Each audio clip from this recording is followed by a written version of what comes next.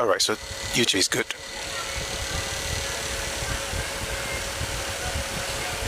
Awesome. All right, so what we're going to do is we're going to listen to a conversation we had a while back. Awolowo versus Ojukwu's lies, propaganda, revisionism, and stage productions.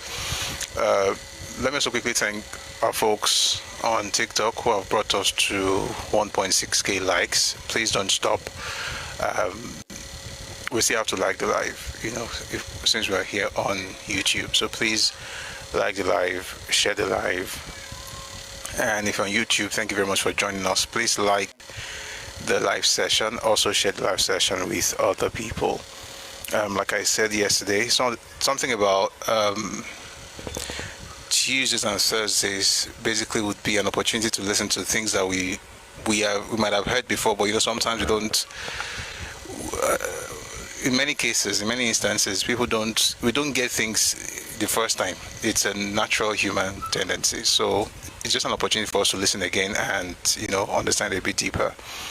We're going to be making references to some books in this particular video. The video is about 41 minutes thereabout, but you're going to enjoy every bit of it. We're going to be reading from the Nigerian Civil War by John Desenjo, and you hear the other things, you hear, for instance, how Ojukwu used stage productions and propaganda, how he spread a particular narrative, staging plays in Aba, for instance, and the lies about Victor Banjo, the lies about Papa, and how whatever it is that young people from the Eastern region are going through right now, the foundations were laid, Actually, the foundations were laid in the 30s, but they began to build the superstructure during the Civil War. So this will help us to understand a bit more and then hopefully lead to healing. But like I always say, before you talk about healing, you have to first acknowledge that there's a disease, so there's a problem, and then you can work on it. All right. So please, let's power tap. Let's share the live. Thank you very much for being here. You're going to have a great time today's session. So this is Awolowo versus Ojukwu's lies, propaganda, revisionism, and stage productions. By the way, this particular audio you're about to listen to, the video is on YouTube on Busui Oris, so you can listen to it as well. So take a listen to this. Enjoy.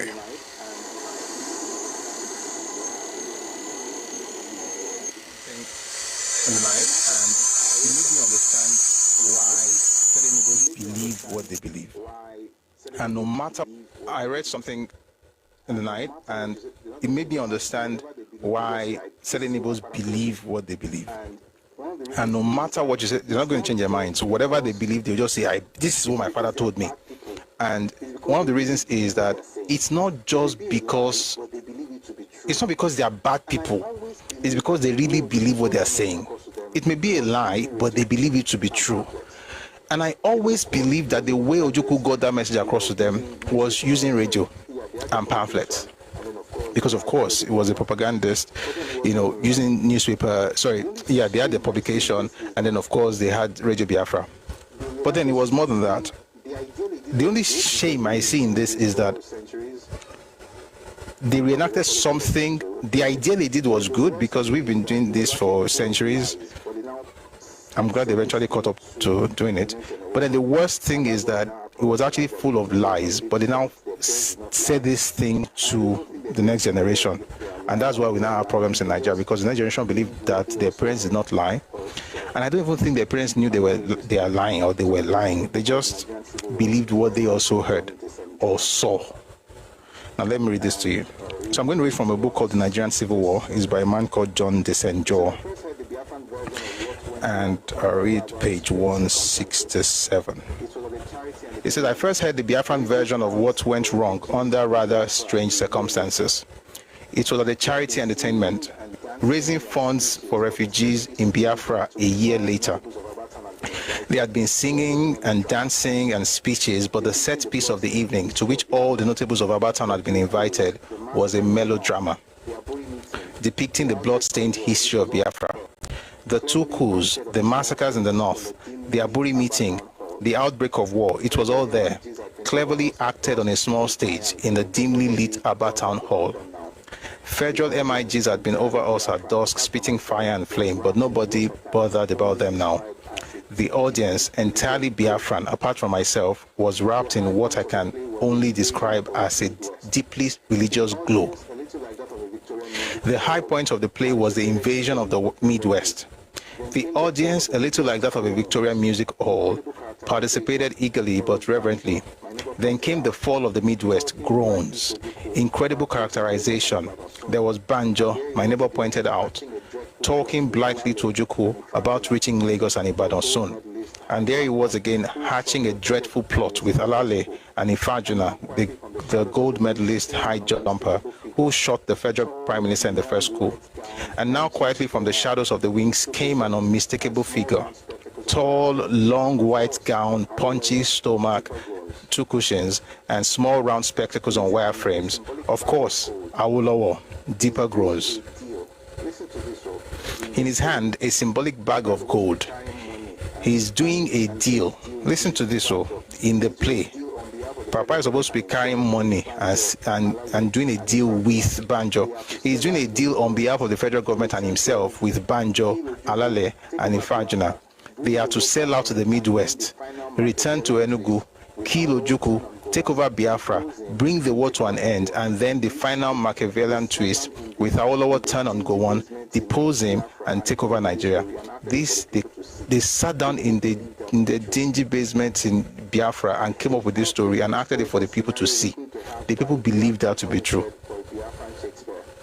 A perfect historical scenario written perhaps by a Biafran Olinshed for a Biafran Shakespeare. The pact is sealed. Banjo orders his bewildered men not to fight and to allow the federal troops through.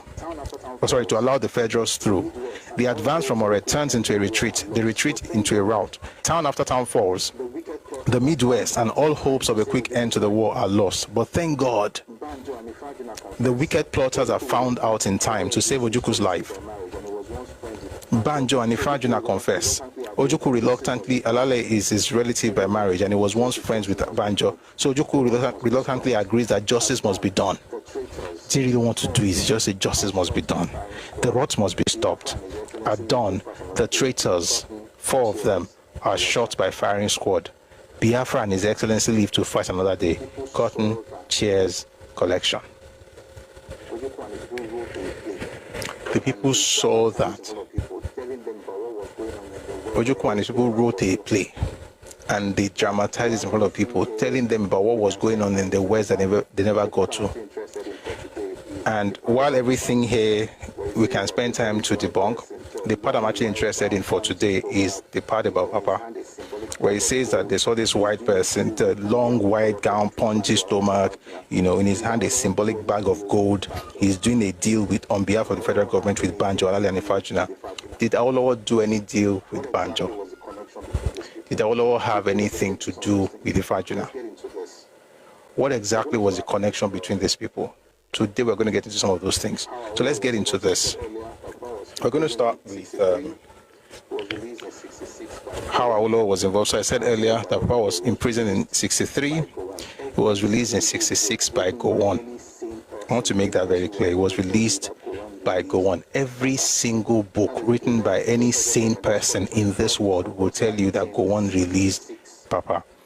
Now there's a gazette of the federal government that was published on 12th August 1966 that details how Awolowo, Enaoro, Omishade, and the rest of them. Let me read that just quickly, so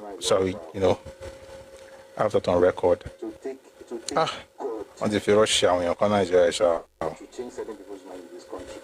To take God to change certain people's mind in this country.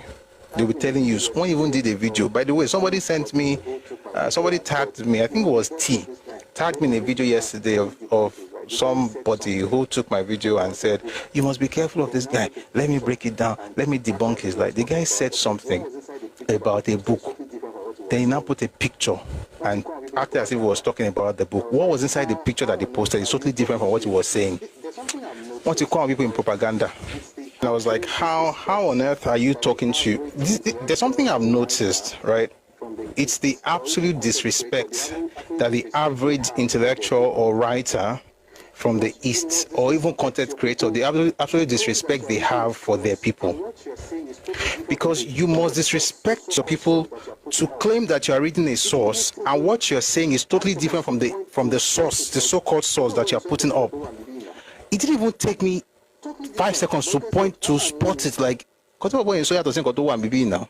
And that's the problem. Totally different. But guess what? We have to respect ourselves enough to tell ourselves the truth. And that's the problem.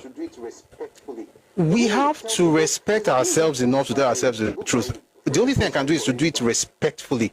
But when you tell people, it's like when you read books by the book by Frederick Forsyth, for instance, or Achebe, I think they don't respect their readers. They must think their readers are stupid. In other words, you're not able to connect the dots. You're not able to connect the dots. You just hear something and you're like, oh, it must be true. Because so the reason you are believing it is because of the personality of the person saying it. In other words, it doesn't even matter what they are saying is a lie. That's why I say don't respect. So that guy was just putting something out up there. Apparently, his people did not notice. But I'm not going to go there and be, sparring with him and now comment in the comment section and I'll be talking to. Some people are just be loafing around and be stupid in your stupidity. Anyway, this is the official gazette of the Federal Republic of Nigeria. You find it online. It's different from the nonsense you hear Ojukwu did something. By the way, I'm going to read to you what Ojukwu actually said about Awolowo's release. But for now, let's start with the truth, and then we're going to visit the propaganda and debunk it in a bit. So this is the official gazette from the Republic of Nigeria. You see the date here. 12th August 1966. I'm just going to read to you because it's quite tiny. Republic of Nigeria Official Gazette, Lagos, 12th August 1966. Content: instruments of pardon, remitting the unexpired portion of the sentences imposed on the following: Chief Awolowo, Chief Anthony Aronsele Enaoro, Lateef Kayode Jakonde, Michael Adedapo Mishade, Sunday Ebiotoma, Effiong Okuneyo, Samuel Akombi Onitiri. Let me read this to you. It says, by His Excellency Lieutenant Colonel Yakubu Gowon, head of the National Military Government, Supreme Commander of the Armed Forces of the Republic of Nigeria, whereas Chief Awolowo have been duly convicted of the offense of the treasonable felony, and he's been sentenced to 10, 5, and 2 years, and he has served a portion of the sentence originally imposed on him in September 1963. Whereas the Supreme Military Council, after reviewing his case, is pleased to remit the sentence and to grant a full pardon. That's from Gowon. That's the official gazette. That's the instrument of pardon. It was not by Ojukwu. But then Ojukwu said, but then Igbo said that Papa was released by Ojukwu. The question is that so? Is it true? And if it is, or is it true? If it is, how is it true? If it's not, how is it not true? Let me read something to you from a document. It's called The Forgotten Documents of the Civil War. The Forgotten Documents of the Nigerian Civil War. Let me say it again. The Forgotten Documents of the Nigerian Civil War by Odia Ofemon. Let me read to you what Ojukwu said. Ojukwu was the one who said it, and his people believe it. They don't care whether it's true or not. Because he said it, they believe it, and that settles it. Why? Because he's another savior. Let me read this to you. It says, Dean Emeka Odumegwu Ojukwu himself will not give up civil war reflexes that ruined millions. In an interview in Boston on July 9th, 2001, Ojukwu told a questioner, quote, "We've said this over and over again so many times, and people don't understand. They don't want to actually. If you remember, I released Awolowo from jail. Even that, some people are beginning to contest as well. Awo was in jail in Calabar. Gowon knows, and the whole of the federal establishment knows, that at no point was Gowon in charge of the East. The East took orders from me. Now, how could Gowon have released Awolowo, who was in Calabar? This is 66, so this is not after the war. It's not during the war. This is August of 66. It would not declare Biafra until May of 67, no. Stay with me. Now, how could Gowon have released Awolowo, who was in Calabar? Because the fact that I released him, it created quite a lot of rapport between Awolowo and myself. Iro. And I know that before he went back to Ikene, I set up a hotline between Ikene and my bedroom in Enugu. Iroini. He said he tried like an elder statesman to find a solution. Awolowo is a funny one, you see how smart this guy is. Awolowo is a funny one. Don't forget that the political purpose of the coup, the Fajina coup that began all this, was to hand power over to Awo. Who says this? Who said this? Ojukwu. When did he say this? 2001. Is this the first time he said it? No, the first time was in 1967. 18 months after was the first time we heard that the reason for the coup was Awolowo becoming president. And where did we hear it from? From the Eastern Region's newspaper. Let me say it this way. There's no single person who planned that coup, whoever mentioned Awo has been the reason for the coup until after July of 67. And the first person who said it was Nzogu, and he said it afterwards when he was having an interview with Tai Sholari. Every document available tells us exactly why they did it. The best thing you would say, this is the crazy part, and I know that's not today's topic, but it's important to mention it.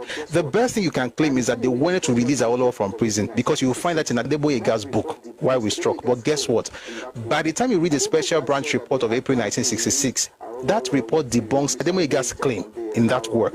Adeboyega said that they had plans to release Awolowo, Onitiri, Omishade, Jakonde, Enaoro, and the rest of them who were in prison in Calabar. They are going to release them.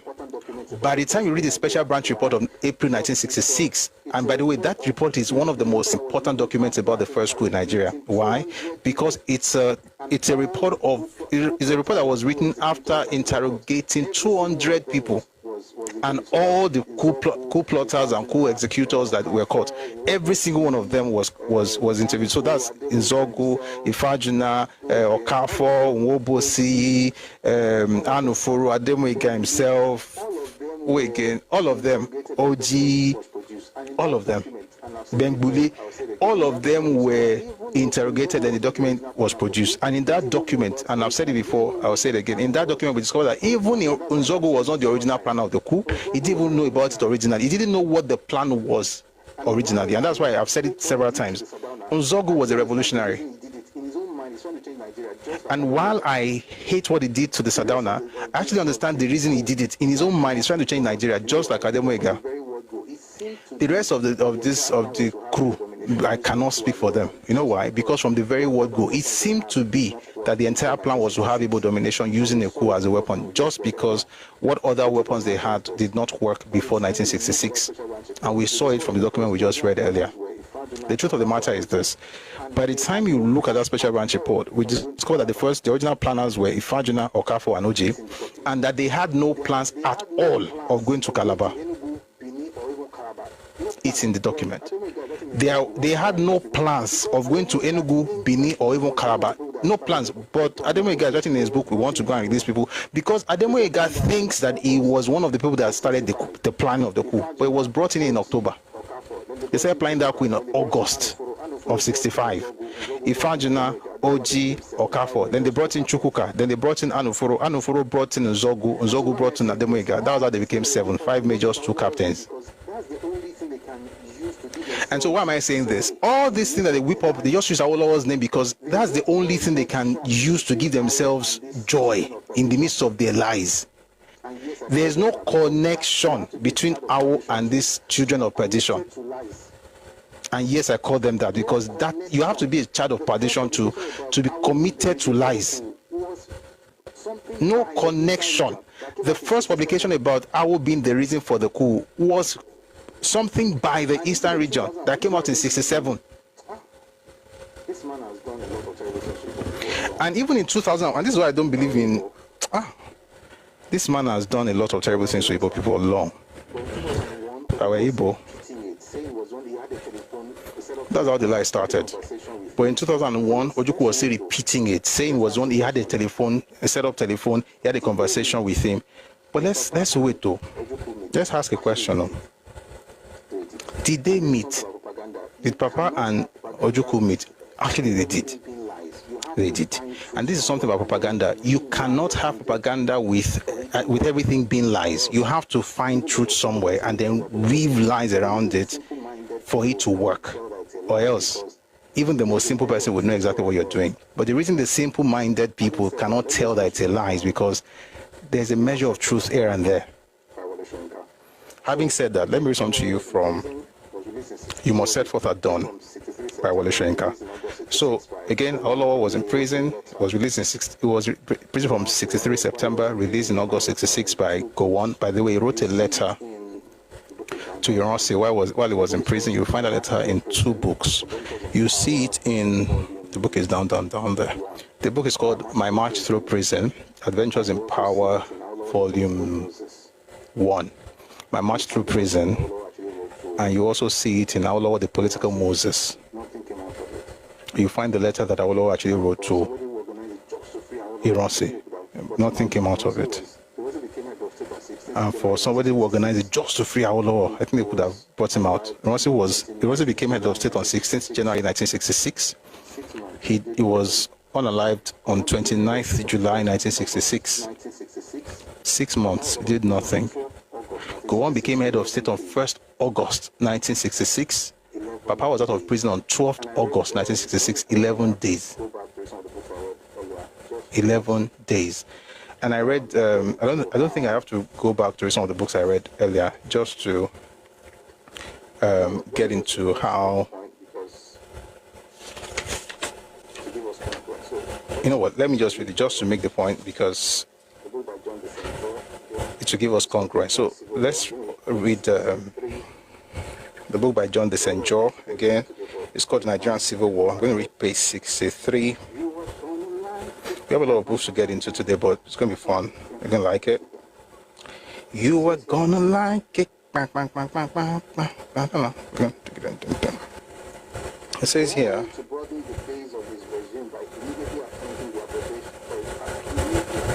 Gowon managed to broaden the base of his regime by immediately announcing the abrogation of Iransi's unity decree, promising a 3-phase return to civilian rule, and most importantly of all, releasing the popular politicians, Chief Obafemi Awolowo, that's Awo, the Yoruba leader, and Chief Anthony Enaro, the Midwesterner, who were imprisoned 3 years earlier by the Balewa government. Gowon thus received the credit and finessed it with the gesture of going out to the airport to meet Awolowo and greeting him humbly with the words, quote, "We need you for the wealth of your experience." There's a video evidence, by the way, there's video evidence of Gowon receiving Papa at the airport, right? So I just want to read that just to make that very clear that Ojukwu had nothing to do with it. It's just that he lies. He lied, and I think he still lies because, you know, somehow his words are still here. Moving on. After Papa was released from prison, he participated in something called the Leaders of Thoughts. The meetings, for instance, you find in the book by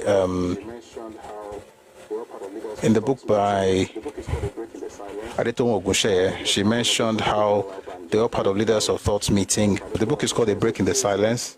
Lieutenant Colonel Victor Adebukonla Banjo. It's written by F. Adetomo Ogunsheye. So she says here, Gowon was installed as the new head of state in Lagos. He was not of Hausa Fulani ethnic stock, but he was a Northerner.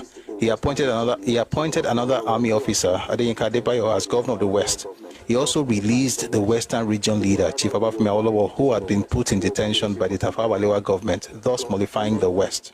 With the arrival of the Yoruba refugees in the West, the Yoruba leadership was in dilemma.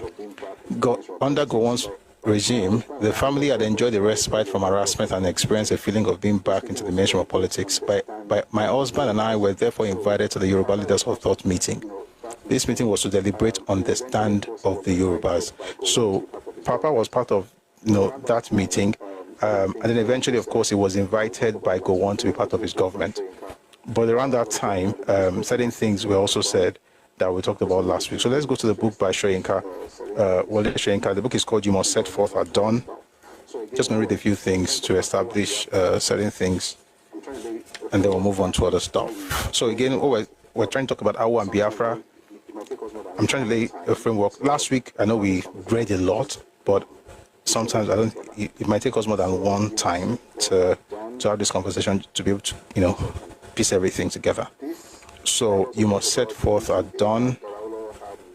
1 second. this part also talks about the meeting they had, that Awolowo had with Ojukwu.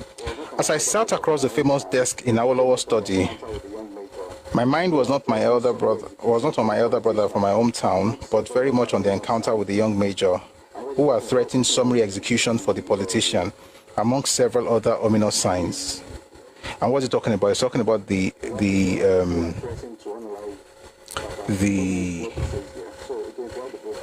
officer who are threatened to unalive Papa. Let me read what he says here. So again, if you have the book, I'm going to read from page 147. So he says, there was, however, a subsidiary question, one that arose from the first. We were deeply apprehensive for his safety, that's Awolowo's safety. Perhaps no one more deeply than I. As a swaggering officer, a major and of the same Yoruba stock, not boasted to my face that he would personally take Awolowo to the nearest crossroads, tie him to a stake, and shoot him as an example, because we know what he's up to. He has not yet given up his tribal games. The officer's definition of Awolowo's tribal games was so simplistic, it was frightening. Being none other than the old man's reported reluctance to serve under Gowon's government, if it was bent on war, and his insistence that the west of the Yoruba should not become a war zone if that prospect did materialize. So the idea of people calling Awolowo, by the way, this person, the officer who called Awolowo a tribalist is Yoruba. It's not different from the ones you see on Twitter these days, and the ones even in real life, the Yoruba bots, you are tribalist. I mean, like I always say, you shouldn't be a bigot, you shouldn't hate people anyway. Like, it's a waste of time, waste of energy. But the idea of protecting your space that people call tribalism, own it. Own it. And I've said it several times, this idea of the tribalization that we do in Nigeria, Yoruba land should not be the laboratory where you practice it. Go and do it in your own house. Do it in your family house. And if you're Yoruba, you are doing it at home. Start in your family house. Open the door. Let anybody enter and take over the space. Since you're detribalized, It makes no sense to say these things, because people think they're trying to change. So anyway, this one is one of the ancestors, one of the forebears of the tribalized Yoruba. But I'm going to unalive Awolowo because he's tribalized. What's the basis of his tribalism? He says he didn't want Yoruba land to be part of the war. Anyway, let's continue. Awolowo received me in his office, which was dominated by a massive desk. Who is speaking here? Wole Soyinka. The book is called You Must Set Forth at Dawn. Awolowo received me in his office, which was dominated by a massive desk. It seemed even more substantial than it had 2 years before. We're going to move to the next one. Excuse me. I'm going to jump. I have to move fast. I asked Awolowo, sir, I think you will agree that Gowon is bound to offer you a cabinet position. Suppose you decide to decline the offer, you realize that your life may be in danger. Awolowo looked at me, paused thoughtfully, and nodded. Yes, I suppose I could find myself in that situation. My next statement to him was made with great hesitation, since I could not be certain that he would not begin to have doubts about my sanity. Quote, if you decide to refuse, I stammered, have you thought of going underground? I am sorry, sir. I know that after such a long spell in prison, it is a hard prospect to even consider asking you to resign yourself to another kind of prison, but I still have to ask it. Awolowo sat bolt upright at this, then relaxed again thoughtfully. Quote, well, I have never thought of that, but I have always insisted to myself that my first duty is to the Yoruba nation. We are a nation, and I put that nation first, then the one called Nigeria. If the moment comes when I firmly believe that it is in our interest for me to disappear, of course I will not hesitate. But you young radical people, what could have moved your mind in such an extreme direction? So I'm trying to explain how he eventually got to work in Gowon's government. At first, Papa was reluctant because he didn't want it to and then of course Soyinka is saying, but if you don't agree, they might come for you. Are you going to run? Are you going to hide? What would you like to do? So that's that. Secondly, I want to say this before we leave this book totally, is a part about Ojukwu. Ojukwu said something in that stuff that we read from Odia of Famon, quoting his Ojukwu's Boston interview, a Boston newspaper interview, where he claimed that he did this. So again, all the things I said in that book about Papa in a lie. There's no telephone connect anywhere. You know why? Because I'll read something to you now, how they had their conversation. It wasn't a telephone. It was a Nicodemus event. He went to meet Papa Nicodemusly. It was not a telephone. It was in Enugu. The meetings they had have transcripts. I've mentioned this several times. If you were here, you must have heard me say it. If you want to look for the transcript of the meeting between Ojukwu and Awolowo, here's the book that you should get. And you can get it on Radio Me Books now, Sha, because we're trying to put some things there. Get this book. It has the minutes of the meetings from 6th to 7th May 1967. You will read everything they discussed here. He went, no, not just in secret, though. He went in the night, in the dead of the night. That was when Ojukwu went to meet Papa. We're going to read what they discussed in 1 second. So it is true that Papa actually went to the east, but why did he go there? He went to placate Ojukwu, went to talk to him to see if he would see reason and not just, go all over the place and, just foment trouble and look for war. Again, we're reading a lot of books today, so we'll be there. So Papa went to Enugu. He went with Chief Marere. He went with a representative from Lagos as well, from Midwest and then from the West. They went to talk to him. This is apart from the fact that kings had already gone to meet Ojukwu to placate him. 6 Yoruba kings went there. They said this last week. 6 Yoruba kings traveled all the way to Enugu. They went to the north as well, but they went to Enugu. Oh, shoot, where was I? 6 Yoruba kings went to Enugu to talk to Ojukwu, 6 of them. And they went to the north as well, and the 6 were the Oni of Ife, Alake of Egba, Alaafin of Oyo, Oba of Lagos, Awujale of Jebu, and Awolowo of Owo. They went to talk to him, and he still did what he wanted to do. Papa also traveled down. They had the conciliation committee. He still did what he wanted to do. But what happened at the conciliation committee, if you want to read the minutes, like I said, is in that book. But let me just read what Papa said to Wole Soyinka when they were discussing the events of that period. The 1967 Eve of Secession Declaration of National Public Figures, authorized by Yakubu Gowon to engage in dialogue with the Eastern leadership, had been led by Obafemi Awolowo, and the formal, well-publicized meeting between the two sides had lasted nearly all day. The Easterners had listed their grievances and demands, spoken with all apparent seriousness, and seen their guests off to their chalets. Late that same night, however, Awolowo was disturbed by a knock on the door. It was Ojukwu himself. He admitted that he had waited till late into the night so as to be able to speak to Awolowo in strictest privacy. Sure, said Awolowo, but he also insisted, thank God for wise elders. Papa insisted that at least 1 or 2 persons join them. That was agreed, and Awolowo called the adjoining chalet and woke up the police commissioner for the Western region, Olufunwa, and a close political aide. Accompanying Ojukwu was a small team that included a professor of history from the University of Ibadan, who, like other Easterners, had fled to their beleaguered state. Years afterward, in 1996, during the struggle against the Abacha dictatorship, the same Don introduced himself to me at a meeting in the United States and revealed his participation in the nocturnal meeting of 30 years earlier. His account was consistent and detailed confirmation of what Awolowo informed you. It has been decided. It was clear that any discussion was futile. Awolowo continued. After all, we had done nothing but talk all day. Ojukwu confessed that he had agreed to meet the delegation at all only out of respect for my person. Biafra had already made the decision. I was not surprised. The chief admitted. I did one thing though. I made a request. At least let us in the West, me specifically, have a minimum of 2 weeks notice before you announce your decision. And he promised. Yes, he promised me that much. That's the telephone conversation that Ojukwu is talking about. It didn't happen between any. There was also a phone call between Ikene and Enugu. It was a meeting that happened in the middle of the night, and I thank God that Papa was wise to say it should not just be between me and you. Let's have somebody else join us. You know why? Because it's just your word against mine. What happened? No witnesses. That's wisdom from the ancients. Let's learn from them. Somebody come and say, "So tell you something." Don't know whether they are going to change their story tomorrow. All right. Is that the only place we have Ojukwu and our meeting? No.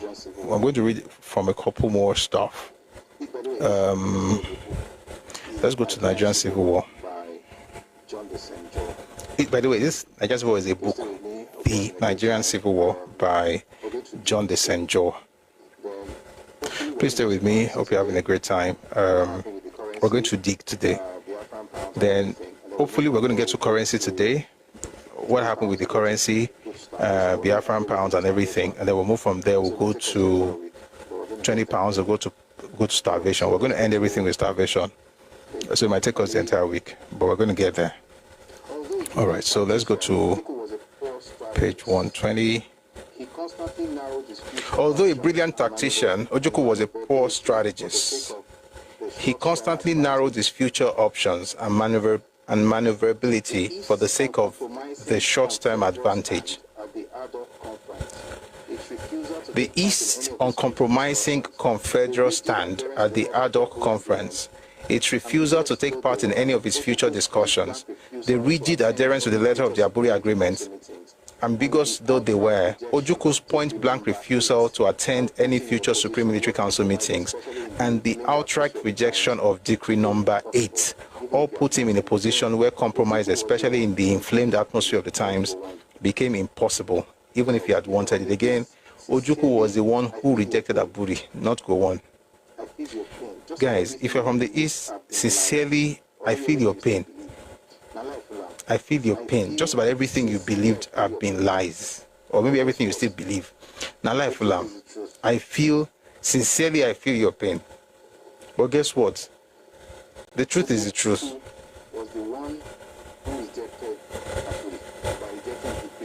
Ojukwu was the one who rejected Aburi by rejecting Decree Number 8, which according to NU Akpan, the Secretary of the Government, was 95% of what they wanted, and according to Don Egboe, the private secretary to Ojukwu himself, Decree Number 8 was 98% of what they wanted at Aburi, and Ojukwu still said no. Ojukwu was a very stubborn person. I had no idea what it means to negotiate. Let's get back to this. And he goes on to say this. He also surrounded himself with a self-interested group of advisors, the inner circle being almost entirely his blood relatives from his hometown of Nnewi. You remember what we read the other time? The book by Nebo Graham Douglas is called Ojukwu's Rebellion and World Opinion, and he mentioned something called the Nnewi clique. The Nnewi clique were the ones making decisions that have to do with the Eastern region. The East Consultative Forum that everybody is always talking about was a rubber stamp. That assembly would just rubber stamp whatever the Nnewi clique and Ojukwu agreed to do. By the way, that book is available free of charge. We're not paying anything. You find it in the Telegram channel if you join Radio Me Global on Telegram. REDOMI Global. So you find a document there. He spoke about the Nnewi clique and how they were running the whole thing. Now, to find it in another book here also, of course, helps you to understand that they were not just making these things up. So he called them people from his blood relatives from his hometown of Nnewi. They were the ones in the inner circle. And it's not surprising. When Ironsi was head of state, his circle was entirely Igbo. Talk about nepotism, talk about clannish mindset, about ethnic jingoism. That's what you find. So he says the inner circle, he says he also surrounded himself, that's Ojukwu, with a self-interested group of advisors, the inner circle being almost entirely his blood relatives from his hometown of Nnewi, of whom Mojeku and Nwoke were the most influential. A certain arrogance, carefully concealed in interviews with foreign journalists and others, but they're all the same, helped to poison relations with other Nigerians, some of whom were valuable potential allies of the Eastern cause. He alienated Awolowo when the latter visited him in May by his offhand and brusque older man, and later boasted that he had run things round his military colleagues at Aburi. And although he talked a lot about reactivating the Southern Alliance, his actions worked against its revival.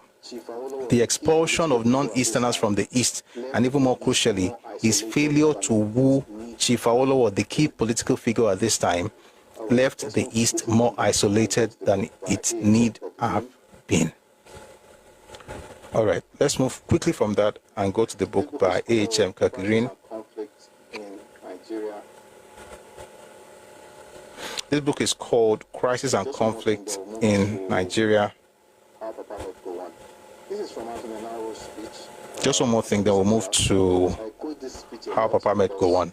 This is from Anthony Nauro's speech at Addis Ababa, 12th August. I quote this speech a lot because it sets things in perspective. One other thing that happened, by the way, again, the full stuff is inside the book. You can get it on Redomi Books. And the link to that is on the Redomi Telegram channel that I put out already. Excuse me. So you have all those things here. But let me read something to you from that meeting they had from Nauro's speech. It says here, in answer to a specific query by Chief Awolowo, the leader of the peace mission, regarding the attitude of the leaders at Enugu to the former northern region and secession, Mr. Ojukwu replied, quote, on the specific question whether there is a possibility of contact with the North, the answer is on the battlefield, end quote. In answer to a specific query by Chief Awolowo, so when he asked the question, he told him, now we will meet on the battlefield.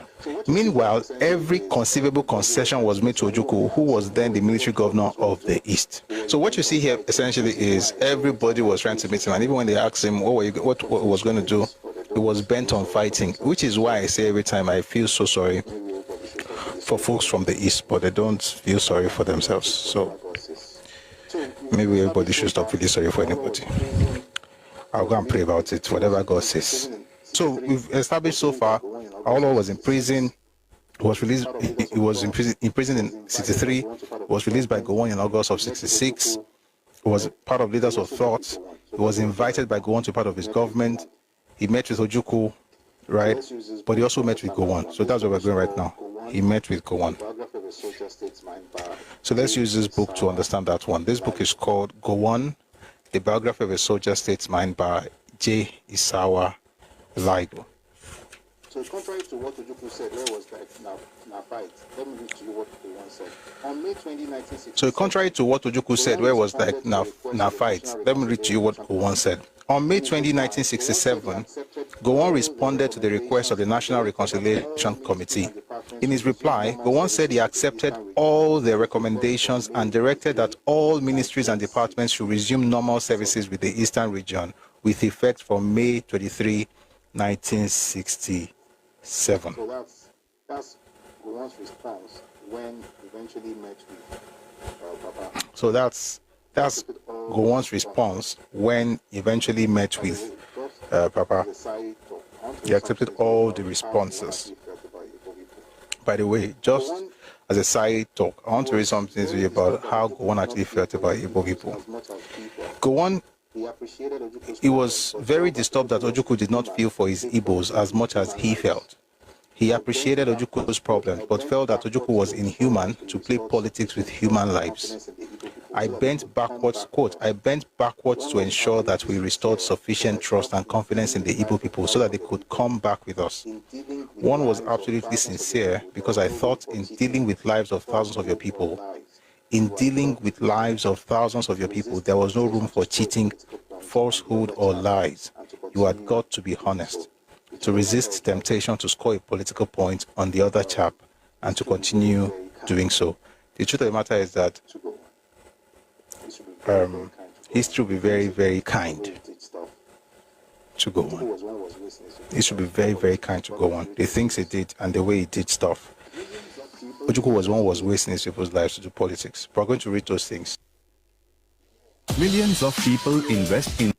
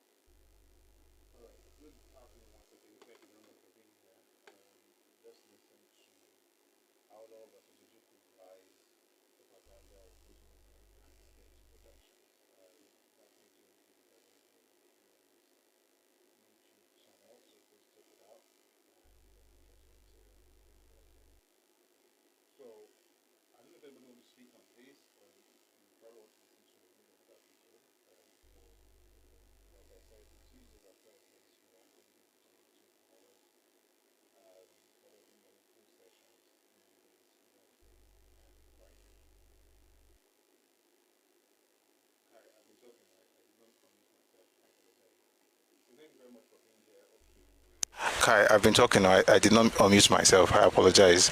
So thank you very much for being here. Hope you had a wonderful time listening to that recording. So that is, we've been listening to Awolowo versus Ojukwu's lies, propaganda, revisionism, and stage productions. And I hope you picked some things there. So like we said earlier, we'll be doing this Tuesdays and Thursdays. We'll listen to some of the recordings and we can also have conversations based on it, or other things. You might have some questions, that we could just answer. And also remember announcing yesterday that Tuesdays and Thursdays will have 2 hours, and then Mondays, Wednesdays, and Fridays we'll have our full sessions on TikTok and also on YouTube. Where we have a session going on, a series going on right now on Awo. So tomorrow we're going to continue with our Awolowo and Zik in the Nigeria youth movement. That will be tomorrow. Yesterday we had some conversations around what happened in 1938, 37, 38, 39, 40, and 41. So just also remind us that many of the things that we're seeing happen in Nigeria's political landscape today did not start like some people want to say that it started with 2023 elections. No, some of those things are actually as old as 1938. And we'll continue all of that next week. So every day we meet here 1 p.m. Good to see you, Jelly. 1 p.m. every day. It's just that we're going to close earlier on Tuesdays and Thursdays than on Mondays, Wednesdays, and Fridays. So I'd like to ask if anybody wants to say anything about what we've just listened to, or if you would rather listen to another video, whichever one you want to do, I am here for it. I'll probably just have to scroll very fast to find a long enough video.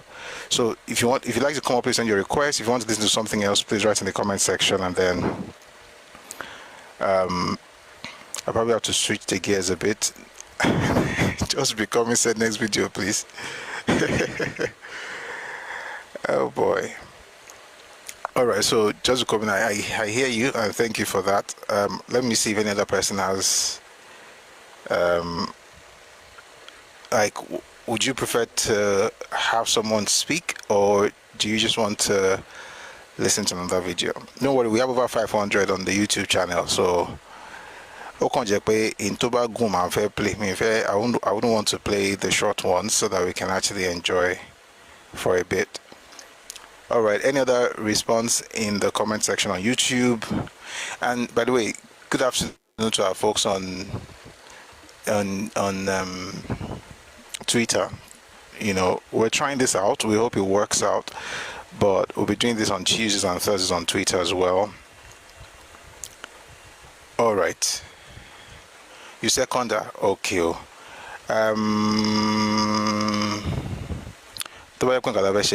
Then I'll have to quickly change. Let me put up a picture so I can change the image that we have right now. I think it probably would mean something. Dear Lord. Now the problem with this is now that I can't even play music because of our YouTube people. YouTube has given us YouTube will give us copyright kini. Do we even need to change the cover though? I don't think we do, to be honest. But for real, we can actually talk about any other thing. Let's do like a few minutes of conversations so I can quickly find the image for this stuff. I like that. So it won't be like we're listening to something but then we're watching something else, if you get what I mean. All right. Maybe I should do it this way. Any questions, we can answer those questions while I sort this thing out. News review? No. My hands are full. But I can answer questions. So one hand is holding the mic, one is holding the phone, on my lap is my tab. But this is cool, Sha, because if I was on video, let's say I would be constrained, which is fun, I'm not complaining. But so Ajibolo, if you have a question, please feel free to ask. But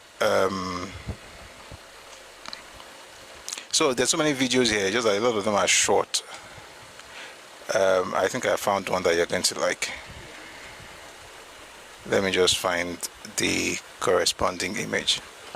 Everybody here is aware because nobody has any questions. So that means that 1 month. You need to please put up your news program in a pinned clip on your TikTok and pinned tweet.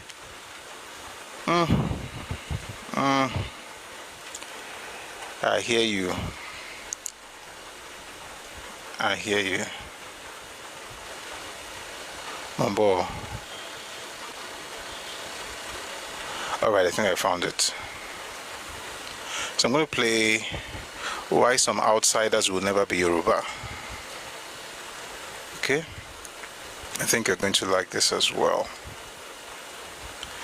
But you please give me a couple of seconds to change the image that you now see here on TikTok and on YouTube.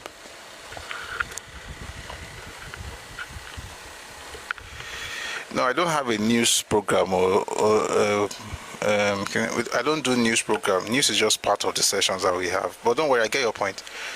All right, give me a second.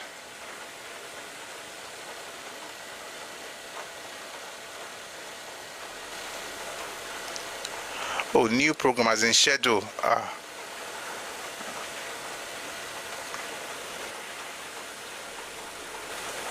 Okay, 1 second, everybody.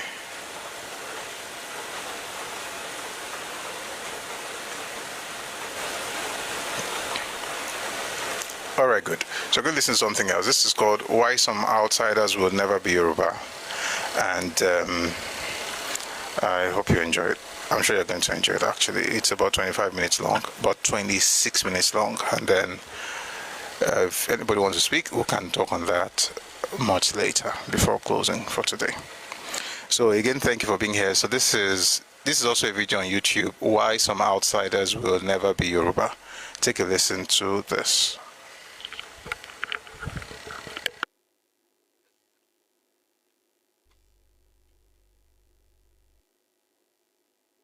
The last 60 years since independence, there are some people who have become Yoruba.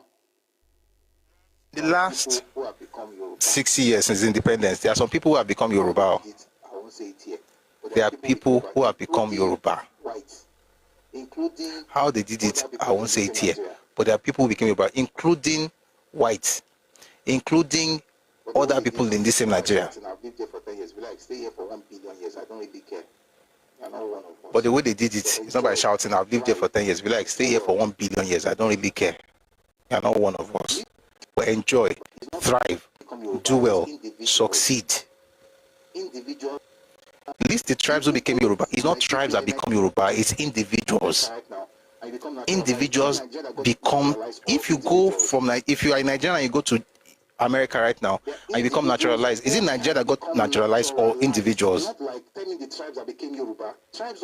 There are individuals who can become naturalized, not like telling the tribes that became Yoruba. Tribes don't become anything. It's individuals who change whether it's nationality or they can assimilate.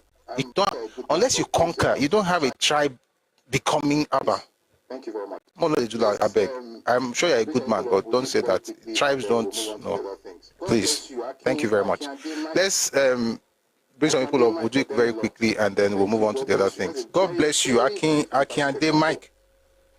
Akiande Mike, or their-in-law. Thank you. God bless you. That's a very, very, very fantastic example. Ishola's parents are Portuguese. Oga, that boy is Yoruba. His mother are both Portuguese. That boy is Yoruba. His father, his mother are both Portuguese. He has a Portuguese name, clearly. Was born in Portugal. He's Yoruba today. Guess what? He's one of us. I'll take that boy 1 billion times over these people that say I've been there for 20 years. Don't care. Tiago is going to, even if you're looking for political posts, although we're not going that far, but even if you're looking for political posts, I would rather have him do stuff, because I know that guy is not representing his people. He's representing his people. He's not representing his people. He's representing his people. It's not about Portuguese in Yoruba land. It's about Yoruba people. Into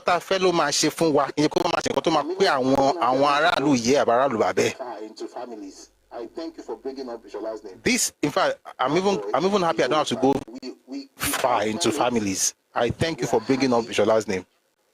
That boy is Yoruba. We confirm it. We are happy. Learn how people assimilate. Go and meet him. We don't care about the skin color.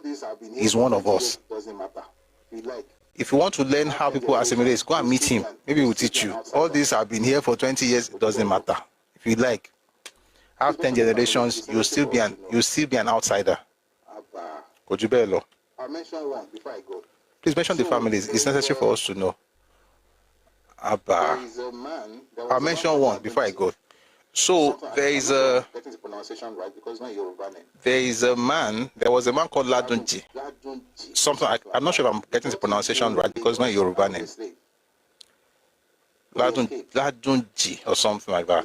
He got into Lagos as a slave, but he escaped. Eventually became a chief. Was able to escape, and then he got into the town and then became part of the people. Eventually, he became a chief in the palace of the Oba of Lagos. He went on to become the Oshodi. If you've ever heard of Oshodi Takpa, he is of Nupe origin. His great-grandchildren today are not Nupe, they are Yoruba. They are part of us. Before he died, he became Yoruba. He became one of us. But it's not because he lived amongst us for 20 years. He became one of us.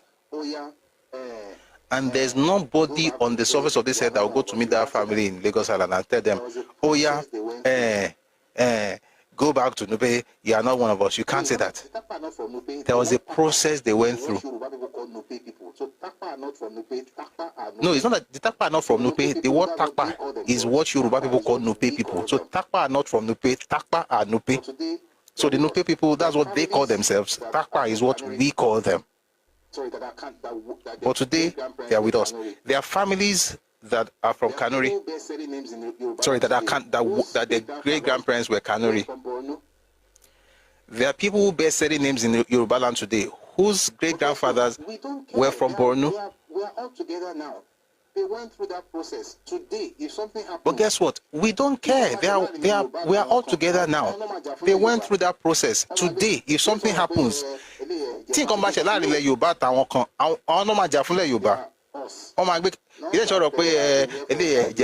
No. They are us. Not that I've been here for 5 years. You all over body. They are all over Bara, okay. Man, you are mentioning names, man. Aloba, thank you. It was so, in fact, I said I was going to mention only once, but I just mentioned that one. When you hear Sophie Oluwole, Professor Sophie Oluwole, who wrote the book on Oromila and Sophocles, no, Socrates, Oromila and Socrates, two patron saints of classical philosophy. That woman, whose life's work was Yoruba philosophy, that woman, her grandfather was Edo. Her father was born in Igbaroke. Herself and her brother and her siblings, their surname is Aloba, is Yoruba. Not Bini. She spent her life teaching, researching Yoruba philosophy. Wrote a seminal work, Oromila and Socrates, two patrons of classical philosophy. Fantastic work. She is Yoruba. Toya Emako is Yoruba. Listen, there's a way this thing works. It's not, but if you don't understand how culture works, you'll be fine. Just be angry and be shouting Constitution. And by the way, Constitution actually recognizes indigenes. Susan Wenger, that's another example. There are many examples. But we do it on our terms, not on your terms. This is not your space. This is Yoruba land. We have a way to make people one of us. So it makes sense. So Dele Momodu's mother is even from Gbogan. Dele Momodu, if the only reason why people are saying Dele Momodu is not Yoruba is Nigeria. I'm responding to you now, my brother. Movies music. The only reason people are saying Dele Momodu is not Yoruba is Nigeria. It's not Yoruba. Yoruba people will not tell him he's not Yoruba. The man practically grew up in the palace in Ife. Dele Giwa's father, who was in Ife. Dele Giwa and Dele Momodu were born in Ife. Thank you very much, Mr. Roland on YouTube. All right, and the guys who came up on TikTok, did I say we don't finish our conversation? Kendo, are you okay? Are we done? Are we done? No. I actually understand. I'm understanding. I'm trying to get where you are coming from, and I think probably if there is enough sensitization about what you guys presume or what you guys infer, I think it will go a long way to actually stop certain things. So because first off, like the UK we are talking about, I think there are about 3 nations there, and I think okay, 4 nations, and I think what we are actually talking about is not actually witnessed in the UK and some other people. What am I talking about? What's like, for example, if let's say somebody from Scotland comes to United Kingdom and stays, you understand, the person is actually not from Scotland. I think in the United Kingdom, the constitution. Let me make you laugh. This will be the last thing we talk about. Then we'll go on. Do you know that if you are Scottish and you want to go to university in Scotland, do you know you will not pay anything? Do you know that if you are Irish, you pay about 9,600 plus? Do you know that if you are Irish in Northern Ireland, you will pay about 4,650 in Ireland, Northern Ireland, let's say in Belfast. But if you are English and you go to Northern Ireland, you're going to pay more than £9,000 for the same school, for the same education. Ethnicity is different from nationality. Listen, okay. Let me just tell you the thing. Ethnicity is different from nationality. A Scotsman cannot become English, but he can be British. They are all British. The Scotsman is British, the Englishman is British, but the Scotsman cannot become English. If you see a Scotsman who became English, they probably went through their own, maybe they have their own cultural way of doing it, but as a rule, your ethnicity does not change. It's not water, not just flip them. So if you think that everybody just does kumbaya in Britain, that's not how it works. If you are Welsh and go to school in Wales, your school fees will be different from an English person, an Irish person, a Scottish person going to school in Wales. So everybody knows this thing. Even America that's supposed to be free for all, there's in-state and out-of-state fees. If you're not from that state, there's different fees in many schools. It's like that all over the world, not be only us. And it's not tribalism, it's protection. You're protecting your own. There has to be something that are close to people, to my children, in their father's land. It's like if you come to my house now, no matter how much I like you, there are certain things you will not get that my children will get. Why? They are my children. You are not. I'm not saying it's a problem, you understand? No, it should not be a problem. It's not. I'm not saying it's a problem. You understand? This is what I tend to understand before probably hearing, because maybe when you tend to listen from certain, I've not been in Lagos, so I don't actually experience certain things, or in the Southwest to actually experience certain things. But I know probably where I'm coming from, like certain inferences like that, which is akin to the Southwest, are not there. So I'm just saying this based on like personal opinion and based on my own understanding from where I am. You understand? So thank you. I think probably, but this is one thing I also want you to understand too. I think prior to now, an average, let me talk about the Igbo man that goes somewhere, trying as much as possible to get invested in trying to like do everything he can possibly do in his home, in a particular place he finds himself. This is one thing you should also understand, that when everybody in that knowledge into their way of thinking. What knowledge? Don't you think if people have the knowledge that okay, this is the way things are, when you are coming here, that you are supposed to know this place is not part of your, despite you being a Nigerian, this place is somebody's. Let me. I'm going to end up. I don't think I'm going to. I can't change your mind, but let me say one more thing. In 1921, they were recruiting folks into the constabulary in the north. By the way, investment doesn't. Nobody cares about investment. If you like, bring money. Don't be money. Money doesn't rule the world. It's culture and wisdom. In 1921, they were trying to recruit the constabulary in the north.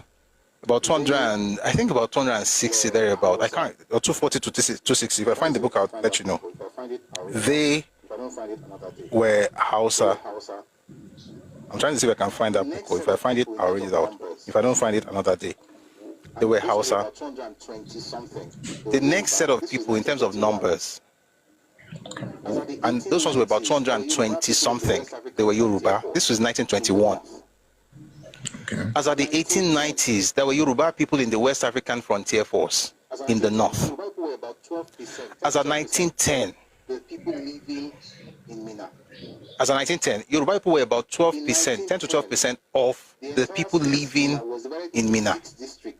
In 1910, the entire space, Mina, was divided into 6 districts.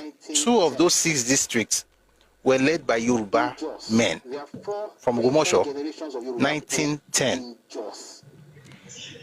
In Jos, there are 4 generations of Yoruba people in Jos.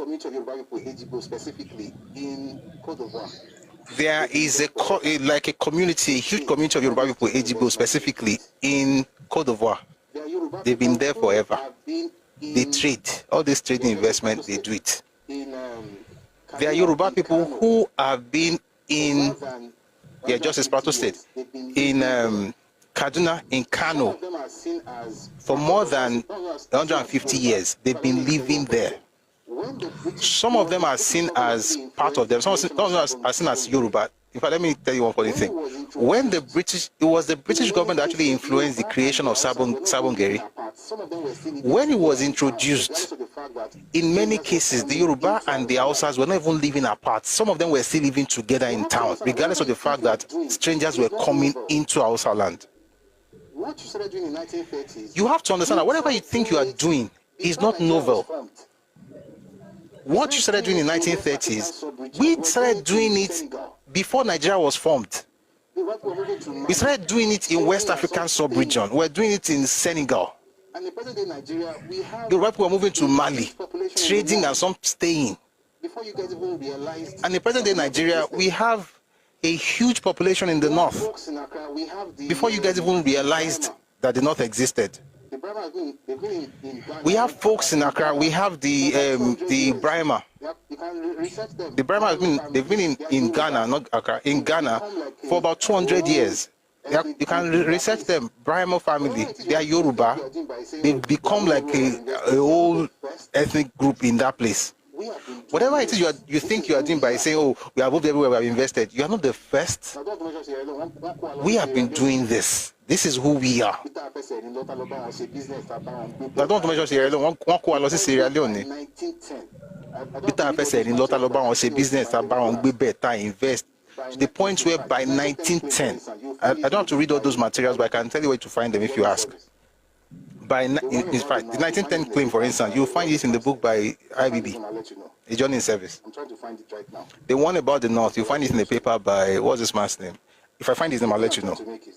I'm trying to find it right now. I think it's Bolaji Owosheni. We are moving everywhere. The point I'm trying to make is this. This whole idea of, we are moving everywhere, nobody really cares.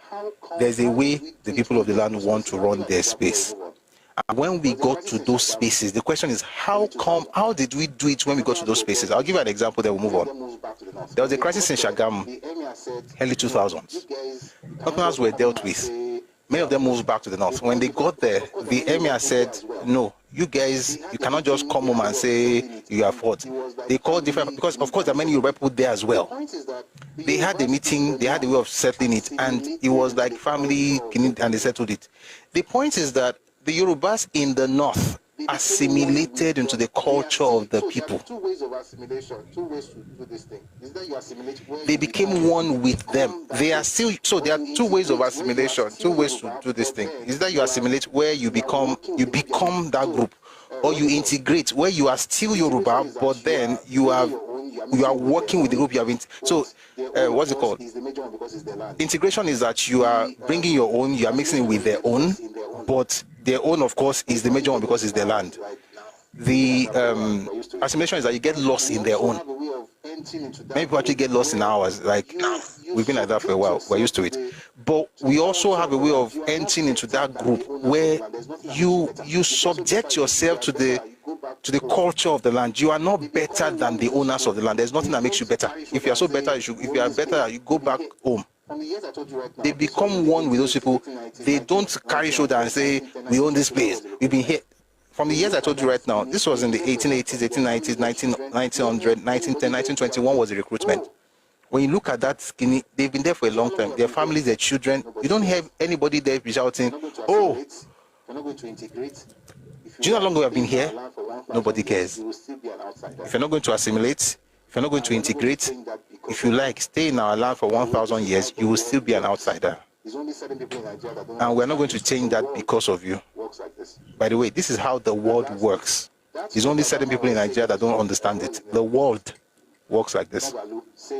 And lastly, that stuff that man was saying in his book, what's his name?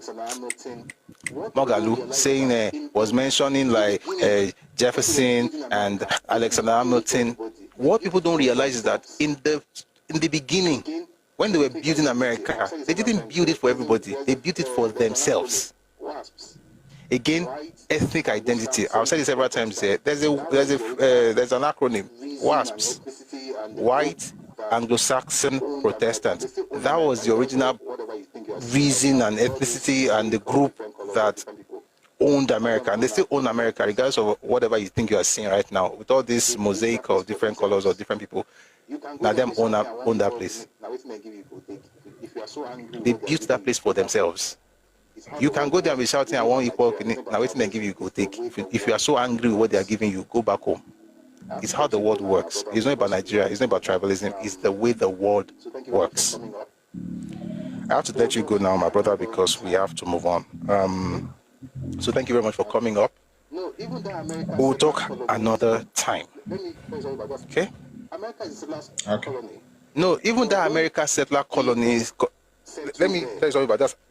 America is the last colony, but when they even settled there, they took it for themselves. They didn't take it for the world. You couldn't be a Chinese and just waltz into America with 1,000 people and say, it's the land of the free and it's land of I have American dream. Send their padani. Later on, she bele. Let me tell you something. Let me tell you how crazy this thing gets, Kendo. And this goes to our people who live abroad, I'm praying for you, especially Yoruba people living in the US, in the UK. See, that you will do well, that you'll get opportunities, and that you will break the ceilings. The truth is that in many of these places, even amongst themselves, forget Yoruba, even among themselves, especially in Europe, they have a glass ceiling for others in their space. Forget black. Amongst themselves in Europe, they have glass ceilings for others in their spaces. There's only so much you can do. There's only how far you can go. They put it there. I've said it several times. You don't go beyond this point. I've said it several times. We travel, we go everywhere, but we need to understand the systems around us. So I will not be crying, tribalism. In Europe, maybe you can move anywhere you like. There are certain things you will not be able to do if you cross from one area to another. They will make sure you don't go beyond that thing. No matter how, that's why if you notice, it's just now that we're talking about the possibility of doing certain things in the UK, Nigerians in the UK. You notice that once you get to UK, most likely your first job will be factory. There's a reason. They conditioned us to work in the factory, like it's like rite of passage. In the history of the UK, there is a way they structure the system, and as all this Oyinbo we are speaking, in the history of the UK, how many Welsh prime ministers do we have? I'm talking about the owners of the land. Wait. But they had an Indian guy now. No. Leave down. I'm talking about the owners of the land. Wait. Well, I'm going to explain to you. How many Welsh prime ministers has the UK had? I'm not an historian, so I can't actually tell. The answer is none. How many Scottish prime minister has the UK had? I don't know about that. One. Gordon Brown. How many Catholic presidents? Only one Scottish, no Welsh. In the history of the United States, how many Catholic presidents America had? Gordon is Scottish, yes. Scotland is Scottish. America became a country more than 200 years ago. There's only been 2 Catholic presidents, and neither of them served more than 1 term. As a matter of fact, one of them didn't even finish his term. America has had JFK and Biden. Those were the only 2 Catholics in the entire history of American presidency. And if you combine the time that both of them spent, it's not even up to what Obama spent. JFK did not finish. Biden had 1 term. That was it. Why? The space was built for white Anglo-Saxon Protestants. And they are very, very serious. Protestant. They are very, very serious about it. And they are very, very serious. Forget all this. They are very, very serious about it. Protestant. And what I just said right now goes all the way back to the 16th century. If you understand the Protestant Revolution, you know why they are actually, and why they had to leave England. The guys who went on the Mayflower, the Pilgrims, the Puritans, why they left England. Guys, this thing is not about Yoruba people hate people, Yoruba people. It's a human thing. If you have something worth protecting, you would do the same. I get what you are saying, and I think the more you guys, because the more they talk about it, the better people will actually get what it's actually, what you guys actually mean. You understand? Because thank you very much. You have all right. Thanks. Yeah, thank you. It's good to have you.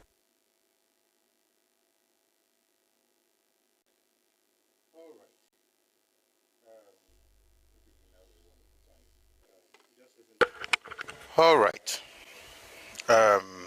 Hope you've been having a wonderful time. We just listened to a video, the audio of a video, why some outsiders will never be Yoruba. And, after that video, by the way, I did some research just to be sure I was right with a particular claim. Actually, there's been one Welsh prime minister, but many people don't usually, refer to him as Welsh. And that's David Lloyd George.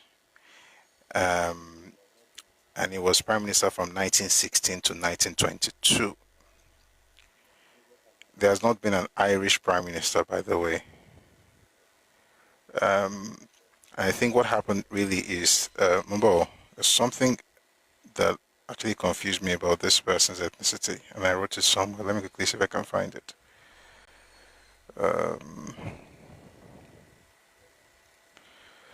He was born in Wales. Okay.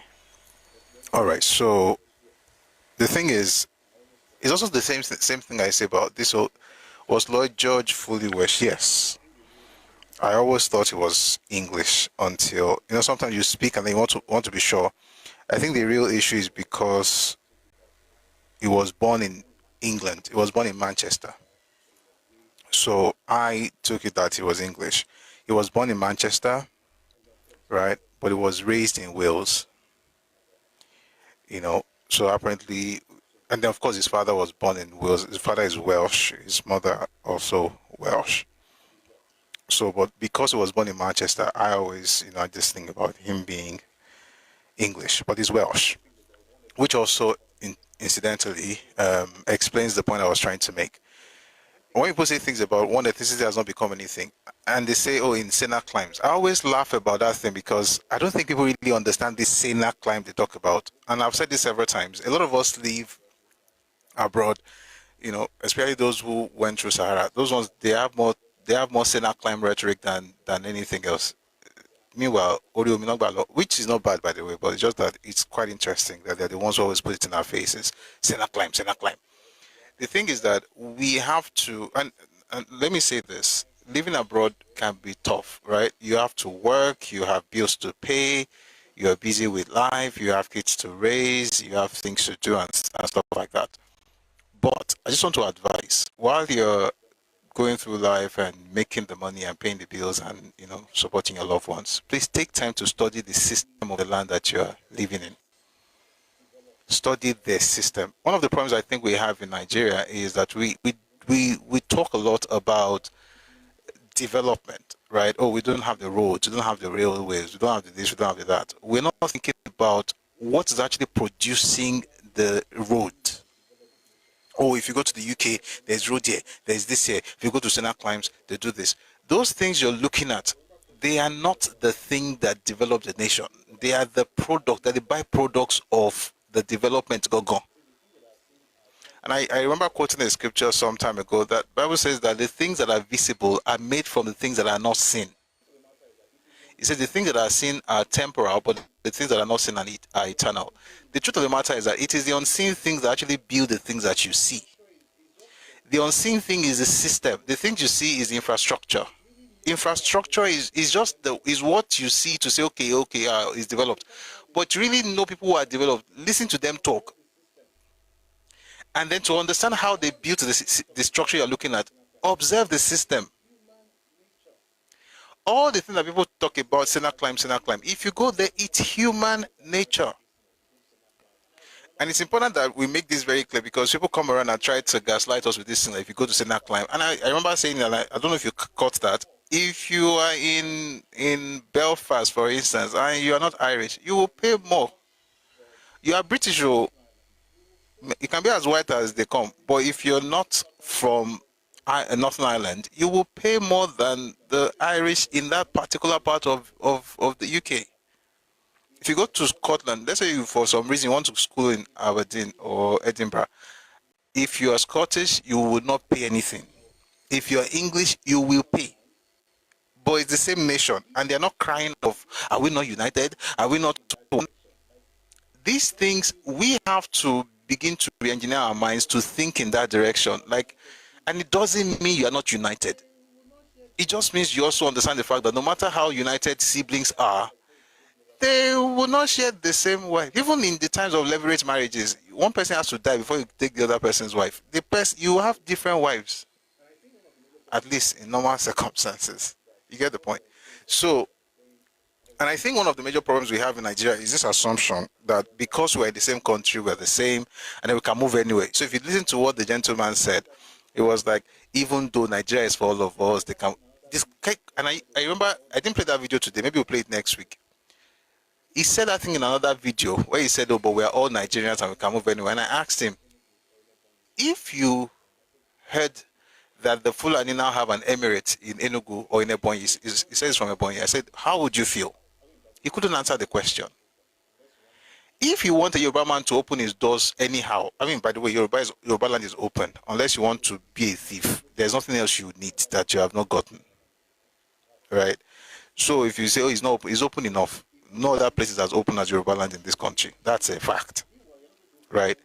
But if you want but the point is, you want it to open even more. Meanwhile, you're not going to open your own doors to a Fulani person. If you have a way of guarding what's yours against the Fulani and the Hausa, why do you think that Yoruba person doesn't have the right to guard what's his against anybody in Nigeria? And again, I like the fact that we're open. I cherish it. I think it's one of the things that make us tick, and it's beautiful because also, like I always say, when foreigners prosper in your land, it proves something. Your land is fertile, right? This Yoruba land is blessed. Come, even if you come as a poor man, you will be rich, but you will not be the one to determine how we run this place. And a very good example, like I always say, meanwhile, that's true. God bless my mind. I just remembered one news I did not share yesterday. I think it's apt for this particular moment. Something happened in Kuwait a few days ago. They revoked thousands of citizenship in Kuwait. I don't know if you heard about the news. I'd have loved to say this on camera, but not today. Oh boy. Let me see if I can find that link. I'll see if I can find it. In the UAE, I want to get Emirati to go for one. What if I told you they're not up to 10% of the population? They are not up to 10%. They are the owners of the land, but they're not up to 10% of the population. The UAE is filled more with expatriates, but the owners of the land ensure that they are protected, that the indigenous citizens are protected, and you can't just get your citizenship because you have stayed there for Kiniko. It doesn't really matter to them. They are the ones who can offer you citizenship, and even that citizenship can be revoked. Crazy stuff. Let me see if I can find that video. If anybody knows what I'm talking about and you can find it, please send it to me. Let me see if I can find it, Sha. I thought I saved it yesterday. It's quite interesting, actually, if you think about it. But if you give me 1 minute or so, I think I should be able to find it.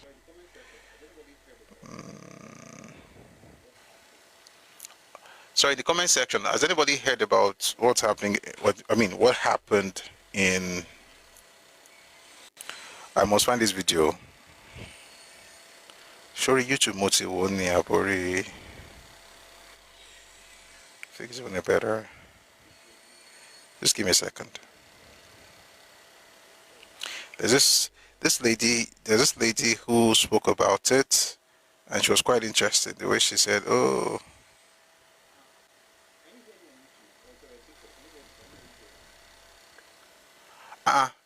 Can you hear me on YouTube? Oh, sorry, on TikTok. Can you hear me? Can anybody hear me? This place is quiet. It's too quiet for my liking. I found the video, by the way. Okay, there's somebody here. Okay, good. Let me play. Listen to this video, right? You judge for yourself, whatever this is, and then you can decide. Then I'll tell you exactly why they did what they did. So take a listen to this.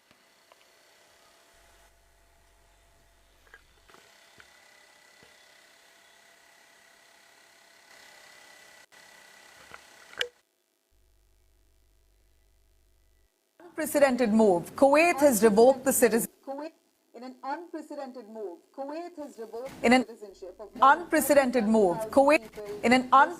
move, Kuwait has revoked the citizenship of more than 37,000 people, mostly women, as part of a sweeping new policy that redefines who gets to be in Kuwait.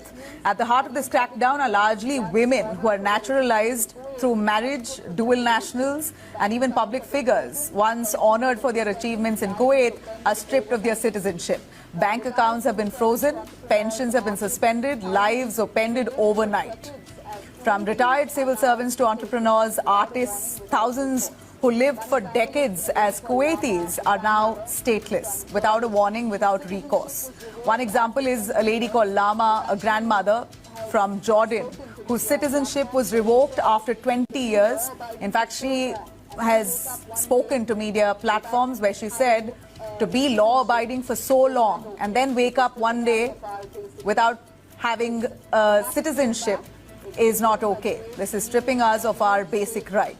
This dramatic rollback is being driven by Kuwait's new Emir, Sheikh Meshal Al-Ahmad Al-Sabah. Now, since taking power in late 2023, he has suspended parts of the constitution of Kuwait, dissolved the parliament in Kuwait, and promised to return Kuwait to its original people, free of impurities, which means stripping innocent people of their citizenship overnight. Now, critics say this isn't reform, this is exclusion. Women who became Kuwaitis through marriage are hit hardest. The government is scrapping all such naturalizations since.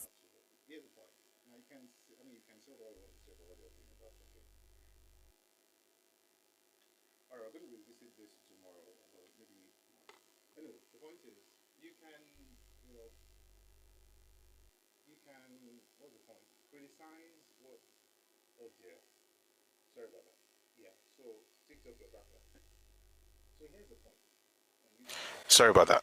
Yeah, so TikTok, we're back now. So here's the point, and YouTube as well. We might continue from there tomorrow, but I just want to make a point with this thing. You can criticize what they're doing. I mean, you're free to have your opinion, right? But what you can't do is to not notice how people are reclaiming what's theirs in the face of all kinds of things happening in the world today. One of the things that they said was responsible for this was dual citizenship. It's crazy. You see, you may not like it, and that's fine. That's why they tell you to stay in your house. If you move to another person's land, you have to understand how they do things there. And see, for them, nationality and ethnicity is about the same thing. Sorry. Yes. Citizenship and indigenship, for them, is one and the same. For us, it is different. For the UK, it is different. So in the UK, nationality is British. But ethnicity could be English or Welsh or Scottish or Irish. But nationality would be British. For them, it's about the same thing. I mean, amongst themselves, they know the differences that they may have, but it's about the same thing. So you don't have this thing where, oh, I've been here for 10 years, I want to apply to become a citizen in this Gulf state. You can't. So how do you become a citizen? Mostly by marriage. And even then, in UAE, for instance, you must have been married for about 10 years before you can even be given that right. And that citizenship it can be revoked, which is what is happening in Kuwait right now. I'll read some things to you as quickly as possible. In late 2024, by the way, this is more than 37,000 people having their citizenship revoked in Kuwait. More than 37,000 people, including at least 26,000 women, have lost their Kuwaiti citizenship since August 2024. And I'll just quickly go through some of the reasons. This is from Minority Rights Group. It says Kuwaiti government must end campaign of mass citizenship stripping and so on and so forth. So they say here, in late 2024, Kuwait formally repealed Article 8 of its nationality law, which had enabled foreign women married to Kuwaiti men, often for decades, to acquire citizenship. In other words, you can't get married today and become a citizen. I think they mostly have permanent residence in UAE and not citizenship. Even that one, they can change it anytime. But no, they have citizenship. But in this case, if you get married to a native or a citizen, you can become a citizen, but it's not automatic. You get married today, you don't become a citizen today. You have to wait for another 10 years. In Kuwait, 10 or more. And then you can now become a citizen. So it says here, Kuwait formally repealed Article 8 of its nationality law, which had enabled foreign women married to Kuwaiti men, often for decades, to acquire citizenship. This change was applied retroactively, stripping citizenship from thousands, even long-time widows and retirees who are legally naturalized under that provision. Nearly 70% of those affected are women in this category. Kuwait, and so one of the other things they said, so why did they do this? That's what they did, but why did they do it? Number one, they said Kuwait does not permit dual citizenship. Article 11 mandates automatic revocation for anyone who acquires another nationality. Authorities also targeted fraudulent naturalizations, often based on forged documents, fake birth certificates, or fabricated family trees. A secret hotline was reportedly set up for reporting such cases. So here it says, let me see if I can quickly find. I want to read more on that particular matter. It says here, I'm going to read from IMI Daily. says Kuwait's government has intensified its crackdown on dual nationality holders, stripping citizenship from 2,863 individuals across 54 countries in its latest wave of revocations, which announced on December 13. This action brings the total citizenship revocations to more than 12,000 since August 2024. This was before it became 37,000, by the way. But let me just read a few things from this paper, or from this publication. First Deputy Prime Minister Sheikh Fahad Yusuf Saud Al-Sabah initiated the sweeping reforms to address what it describes as issues of purchasing loyalties and fraudulent naturalization. The reason I'm talking about this is this. There's this very, very uneducated view of life that certain people in Nigeria have. You speak, and then the next thing their brain can bring up is America. Even America is clamping down on that now. We'll maybe talk about that another time. But the point is, different cultures, different countries choose how they want to run their system. And in many cases, it's influenced by their culture, it's influenced by their own worldview. If you live in a country like Nigeria, you have to understand that regardless of what Nigeria is, the best you can compare Nigeria to it cannot be US. It will probably be the UK. And I'm using the best because there are other examples where you can have one nationality, Nigerian, and then you have several ethnicities. I was reading a book yesterday. It has over 360 ethnic groups in Nigeria, according to that book. It has a list. So I was just going through the list. I was like, this is quite interesting. You go to some states in Nigeria, you see 30 ethnic groups. You'll be shocked. You can't go there and tell them I'm a Yoruba man, this is how we do things. Nobody cares. It's not Yoruba land. And I think people who actually claim to have gone to school should learn this basic, it's actually very basic. Kids know these things. It's very basic. When you're in Rome, you behave like Romans. Don't go around shouting, I'm a Nigerian, I have right. You don't have right in this place, most likely you have left. That's what people will tell you. And that's the reality. So as it's happening in Kuwait, it's happening all across Europe, it's happening in Nigeria. And the way it works here is, like I said, similar to what you have in the UK, where there are certain rights that people who are indigenous to certain spaces will possess. Interestingly, I also want to end by saying this. When people agitate for certain things in, let's say, in Scotland, in the UK, have you noticed they're not called tribalists, they're called nationalists?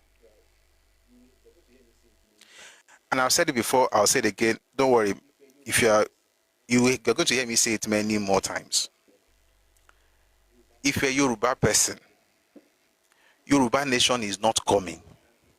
Yoruba nation is already here. If you don't have that understanding, you will never have your Yoruba nation. If in your mind, the definition of Yoruba nation is sovereignty, then it means you don't even understand what you are talking about. Nationality is not about sovereignty, it's about ancestry, it's about culture, it's about worldview. It's about language. You have that now. You don't have to have sovereignty in order to possess that.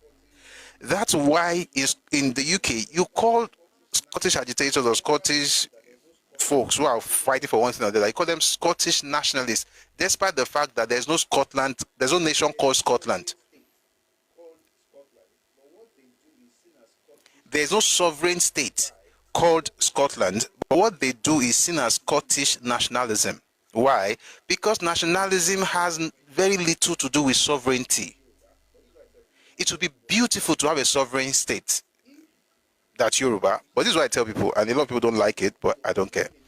If you don't appreciate you being a nation right now, and you think people are going to have to give you that nation, then you don't even understand what it means to have a nation. Therefore, you would never get it. They don't give anybody nationhood. You are ready, as Yoruba, for instance, it's organic, it's here.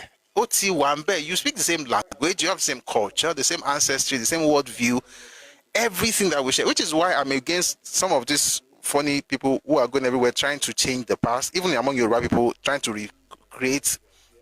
Again, you have to be very jobless, to be constantly enamored with the idea of rewriting history. It's only daft people who spend their time doing that. No apologies.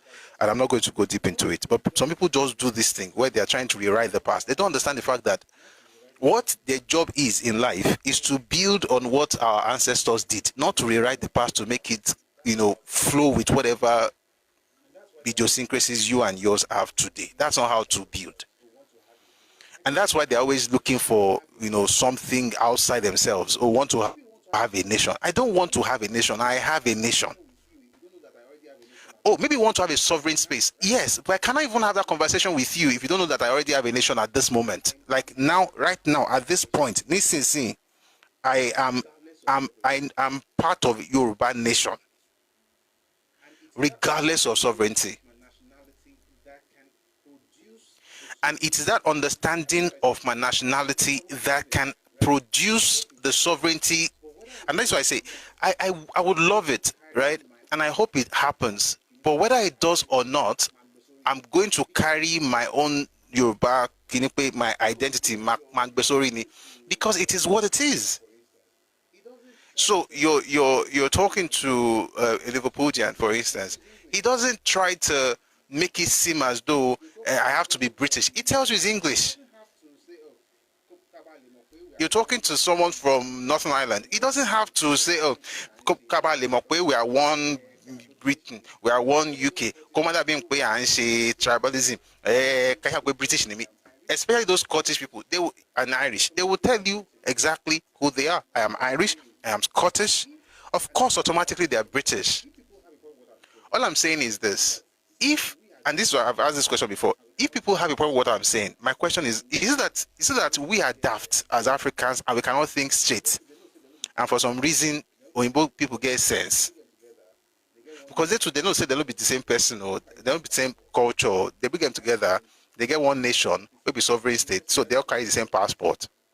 But they have different ethnicities. Interesting, they have different football teams. They have different parliaments. England is the only one who doesn't have a parliament because Westminster is in England anyway. So everybody would say people there, but they all have different Guinea. But that doesn't mean that they are not united. Literally, their name is United Kingdom. The reason I talk about this a lot, and like I said, I will keep talking about it in different ways and forms, is because I believe personally that if you want to build Nigeria as a nation that will progress, the first thing, in my opinion, is that you must clearly state that fact and acknowledge that fact that we are different people. That statement may seem like it doesn't really mean anything. It means a lot. That's literally one of the major reasons for the change or the reversal of the national anthem. I remember when they changed an anthem, I was elated, and I told everybody that cared to listen, this is the best thing to happen in Nigeria in that moment. You know why? Because everything will begin to fall into place based on that thing. He said, but it's just a song. It's not just a song. It's the mindset. Though tribes and tongue may differ, or though tribe and tongue may differ, in brotherhood we stand. What he's doing is, in one breath, you are mentioning both unity and diversity. Tribe and tongue differs, or the tribe and tongue may differ, but in brotherhood, in other words, regardless of our differences, we can work together. But I'm not going to erase my identity because I want to prove to you that we are one. That is the reason Nigeria is not progressing, because we are lying to ourselves, but we feel happy about it. Once we lie, and anybody just, in your mind, you think you're not doing anything, you're doing yourself, because you know that if a full animal comes to your place and tells you that wants to become an emir, I'm talking to a particular group and they know exactly who they are. The ones who tell you about Nigerian unity. If a full animal comes to your place and talks about it, you will chase them away. The Hausa man tried to become a councillor in Ebonyi. They did not vote for him. And I'm not saying they should vote for him. That's not my business. Whatever makes you sleep at night is fine. The point is just that you can't do that in your homeland and then tell other people in Nigeria, are we not one? Are we not one? You must prove to me that we are one. I don't care. And again, if your culture is underdeveloped, you would have a problem with what I'm saying. If you are from a developed culture, you understand this is how life is. And doesn't mean that you are not united. It just means that you understand delineation. It's not division. It is delineation. We are different people. And it doesn't kill anybody. If I go to Kano right now, I know I'm not the same thing with them. But guess what? I'm in the same nation as they. I mean, with them, I have rights of a citizen, but I dare not say I have rights of an indigene in Kano. And it doesn't mean Kano people hate me. And they've been with us for centuries.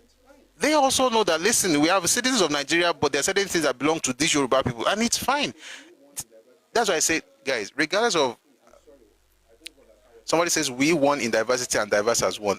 That thing, I'm sorry, I don't even understand what it is. I was about to say it doesn't make sense, but maybe I don't understand English that much. Somebody on TikTok says, let me read to you. If those of you who understand English better than me, please feel free to correct me. It says, we won in diversity and diverse as one. I don't get it, sincerely. Maybe my Oyinbo, say that small. Now, tata they speak. My Oyinbo never clear like that. What do you mean we are one in universe? We are not one. I don't know, Sha. I hope people get the point. We're not one like that. We are united in purpose, and this is what I always say. What we should be gunning for, right? It's unity in purpose, not unity in identity, because that is not going to happen unless a group is conquered.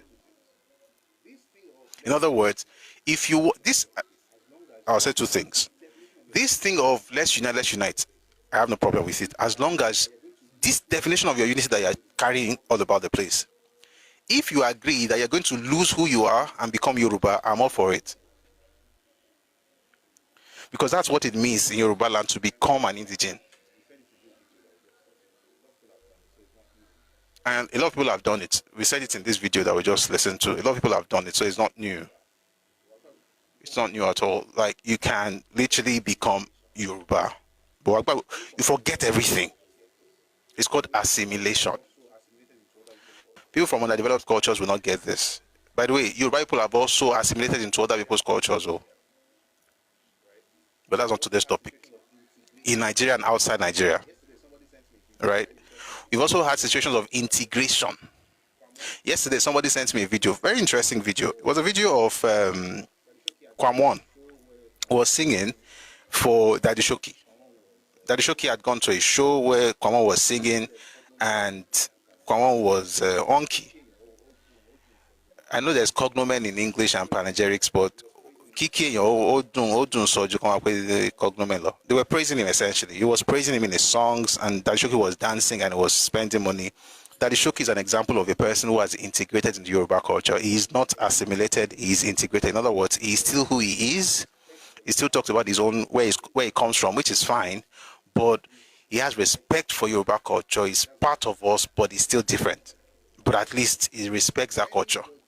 That's why we can have a street named after him in Ajeromi for Lodun local government. Anybody who says assimilation, integration, no. Isolation, yes. If isolation is your path, you will never become anything in Yoruba land in terms of being regarded as one of us. You know why? It's not because we hate you, it's because you have told us that we don't matter enough for you to either integrate into our culture or assimilate into our culture. So that's what we mean by saying you can't be Yoruba. And I don't think you should really want to be Yoruba because you don't like that culture that much. So what's the big deal? Nobody say you like us that much, say you won't become part of us. So, but we're all Nigerians. Of course, we're all Nigerians. We're all Nigerians. But I know my place when I move around the country. I don't go around moving mad. I don't go to Anambra. I've been to Anambra several times. I've been to Abia. I've been to Ebonyi. I've been to Kaduna. I've been to 5 regions. It's only northeast that I've not gone to in this country. I've been to all the regions. And in some regions, I've been to all the states. And the truth is, if you have sense to now, normally when you go from place to place, you go adapt now. You will change a little because you know that if between yato, to ba sokale lo de chato ni to ngbo Yoruba, don't go Igbo all around the place. Nobody has to tell you that you are not home. And that's not the problem. All right. Somebody says Trump. Sorry, I'm reading something on TikTok in case you're listening on YouTube. Kini ti kusha. Ṣé ń gbọ́ mi lórí ẹ má bínú ẹ̀yin tẹ́ wà lórí Twitter yeah. Please, I hope you can hear me on Twitter. I apologize. Koti Moranio, I have to use like 2 different mics. So there's a different mic for Twitter. It went off, I didn't notice. I apologize.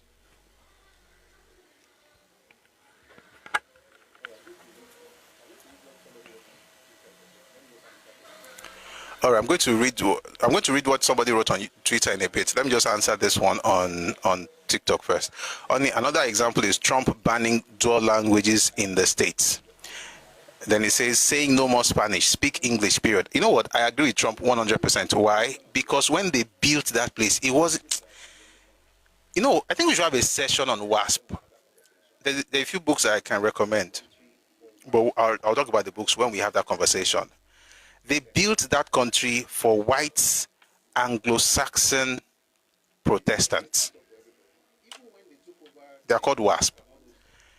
They didn't open it up for everybody. Even when they took over Texas and all those Spanish spaces, they ensured that it was based on what they wanted. Someone on YouTube asking, is right now we're live, right? So we listen to a recorded stuff, but right now we're live. So you're listening to us live. They designed it according to their own template. And I said this the other day, this opening up that we have in the US right now started in 1965. Sometimes because again, it's not like, I know a lot of us are busy and all of that, but we need to also pay attention to the history of some of the places that we live in. Before 60s, there were Africans traveling to the US, of course. There were Chinese traveling to the US, but it wasn't open like this. The opening that we see right now is actually a product of the civil rights movement. Now that Spanish people are moving in, if the owners of the land said, we don't want that language, we want it to be this, you have to speak that language. If you have a problem with it, then you can literally just get back on the ship and get back home. Like, it's not that difficult. People say, oh, but that's racist. That's your business. Anybody that calls that racist is a person who has a nomadic mindset. In other words, you're not thinking like an owner. You're thinking like a nomad. And if you're not a fugitive and you're not a vagabond, you should pipe down and just understand how this thing works in places that are owned by people. Now, let me answer people on Twitter. Again, we're about to close. Today is Tuesday. We'll be again tomorrow 1 p.m. and I promise we'll be here till 7 p.m. or even longer than that. So someone on Twitter says, you're a Nigerian already, but why do you want to be an indigenous of another place? Your country of origin is Nigeria. Yes. Your state of origin is from Nigeria. Yes. Your town, village is from Nigeria. We practice the same law, equal right. That's somehow, I swear. My only question is, why are you so worried to be an indigenous of a place when you are from the same country? That means your ulterior motive or agenda. Thank you. Oh, okay. When I saw my only question, I was like, okay, this might be okay. But I think I thank you for that, by the way. Thank you very much. I'm glad that they've removed that thing, but we'll keep talking about it because they might come another way to try to introduce this ridiculous law or whatever, trying to become indigenous. This is not new, by the way. This is just a different tactic. It's a documented plan. I always refer to 1944 document that the Igbo State Union came up with. Let me say something. Fulani also would like that, but Fulani people are a bit more advanced. You know why? Because they have a structure where they come from. They have a structure of rulership. They have a structure. I'm not saying that anybody is my friend, though. I'm just saying everybody. I understand people in their differences, and I can deal with them differently. Right? But you see, even though they would like it, they are very careful not to bring up. There are Fulani people who live in Yoruba. Have you met Fulani people in Yoruba land before? They speak Yoruba to you, you'll be shocked, like, they will totally integrate into society. They are still Fulani. They are not assimilated. They are integrated in society. They keep their identity as Fulani people, but they'll become part of you. Although sometimes they do it because they want to also take over the space. But generally speaking, the boldness that you have to push that bill is actually something that should be studied, to be honest. And I think regardless of the different ways people bring it, whether it's the Fulani or the Hausa, or even the Yoruba, or even the Igbo, whichever group, because it's usually the big ones that do these kind of things, to be honest. Have you ever seen anybody from the South or Middle Belt come to you to tell you that they want to remove state of origin? They won't know. It's the big boys that always think that they can go out and take people's spaces. And I want to say this to you, especially if you're Yoruba. please, in all our conversations, and I know this may be difficult because we're not used to it, but please, in all our conversations, always in some ways, right? If you're having certain arguments, please try to put yourself in the shoes of, no, not just for Yoruba, for everybody in Nigeria, especially for the big ethnic groups. Put yourself in the shoes of the minority groups sometimes. Think about some of the things that people say. I can become an indigene. Nigeria belongs to all of us. You go to a land that they have you go to some Taraba, for instance, they have 30, if not more, ethnic groups in that one state. So that tells you that the ethnic groups there are not that many. You now go in terms of the population of each ethnic group is not that much, but the groups are many. You go into that kind of place, you go with your majority mindset, shout out, we are Nigerians, we all own this place. You are more than the people in that space. Before you know it, you are the ones now electing the officials. You are the one telling them how to run their space. You are the one dictating what tradition really makes sense and which one doesn't make sense. So no, that's not going to happen. But if you want to become a Yoruba, by the way, let me just announce, not to say that we want more, but just in case you want to, you have to. No, I'm not going to go. No, okay. Let me say it this way. It may not be like say we're desperate because we don't even want Guinea. But in case you are you love the idea of being Yoruba, what you should do is you learn from Yoruba how to be Yoruba. And there's not one of the processes, right, that includes a person, or one of the stages in the process. There's not one stage that includes a person shouting, I'm a citizen of Nigeria, therefore I have a right. It's not one of those things. We don't care about how many years I've lived amongst us. We don't care about, even if you speak a language, you don't care. Because we know that some people do this thing because they have an ulterior motive. But we're not against you. Again, live in Yoruba land, succeed, thrive, make progress. May God bless you and increase the work of your hands. May you do well in all that lay your hands to do. But when it comes to the politics of the land or the identity of the people, you can never be part of it. Why? Because you would neither integrate nor assimilate. And because you chose to isolate, we cannot give you the right of those who integrated or assimilated. I think that's fair. All right? So that's that about that. Like I said, today's Tuesday, and I think we had let me not say we had a great time. I hope you had a great time. So normally we do this Mondays to Fridays, but Mondays, Wednesdays, and Fridays we have longer sessions, and it's on TikTok and YouTube. Right, Mondays, Wednesdays, and Fridays, but Tuesdays and Thursdays we'll do YouTube, TikTok, and also Twitter for just about 2 hours. We're a bit past the time now, but I don't know if somebody wants to say anything. So if anybody wants to say something, please feel free to come up. But we're going to have to run now. But if you want to say something, please send your request now so I can quickly, map it out in my head how much longer I can stay here. So please join us tomorrow, 1 p.m. Ife time, West African time. We're going to continue the session on Awolowo and Awolowo versus Azikiwe in the Nigerian youth movement. What we did yesterday was fantastic. Even me, I'm proud of it. And I'm sorry, the videos will not come out until much later in the week because we have a backlog that we're trying to sort through. So we have some sessions we've had before. Tactic the videos as Jade. So will be done with all those videos, so everything we're doing now will be coming out in real time, okay? But I'm saying that to say that we had a fantastic session last week. Tomorrow we're going to have a fantastic one. Sorry, yesterday we had a fantastic session. Tomorrow we're going to continue and revisit some things we discussed, because yesterday, if you noticed, I'll read and stop. Tomorrow we're going to change the style just a little bit. So, but one of the reasons we're going to spend some time on this NYM is because it's the beginning of Awolowo's political trajectory, right? And it's also the place where everything that is happening in Nigerian politics today began, right? The way we move, the way we do our things, the way people gaslight, whatever it is I do right now, it started in the NYM. And if we're here the other day, I told us that NYM was established in 1934 as Lagos Youth Movement, and in 1936 it became Nigerian Youth Movement. 37 was when Azikiwe relocated to Nigeria, and then he was, admitted into the group. But they made a fundamental error, fundamental mistake. And I talked about it. We're going to talk about it again tomorrow. And if you were here yesterday, you remember that I said you cannot make a person a leader based on talent and influence. It's a mistake. It doesn't work. People become leaders based on character, not based on talent or based on influence or based on money. Ojukwu became a member of the became a member of the executive council of the Nigerian youth movement because he had talent, which was an orator. He could speak well. Number two, he had influence. He was already the proprietor on the editor of West African Pilot. And that was the major problem that NYM, in fact, it was the one who eventually destroyed NYM by 1941. But I don't blame him as much as I blame, and I'm not blaming them as much as I'm trying to get us to learn that lesson, that whatever you do in life, I'll repeat this tomorrow because it's a very important lesson.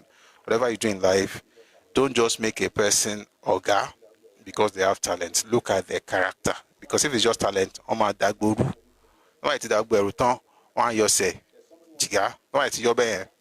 they'll now blame everybody else for their mess ups. There's somebody who wants to speak on Twitter, so we're going to have that person, and then we'll call it a day. Please, let me see. Okay, I found a way. There might be no I can call Daniel or Twitter. So we have to do it in such a way that people on TikTok will hear you. So please give me a second. 1 second, please. Okay, just continue. I'll see if I can patch you in, and then folks on TikTok and YouTube can hear you as well. Please go on.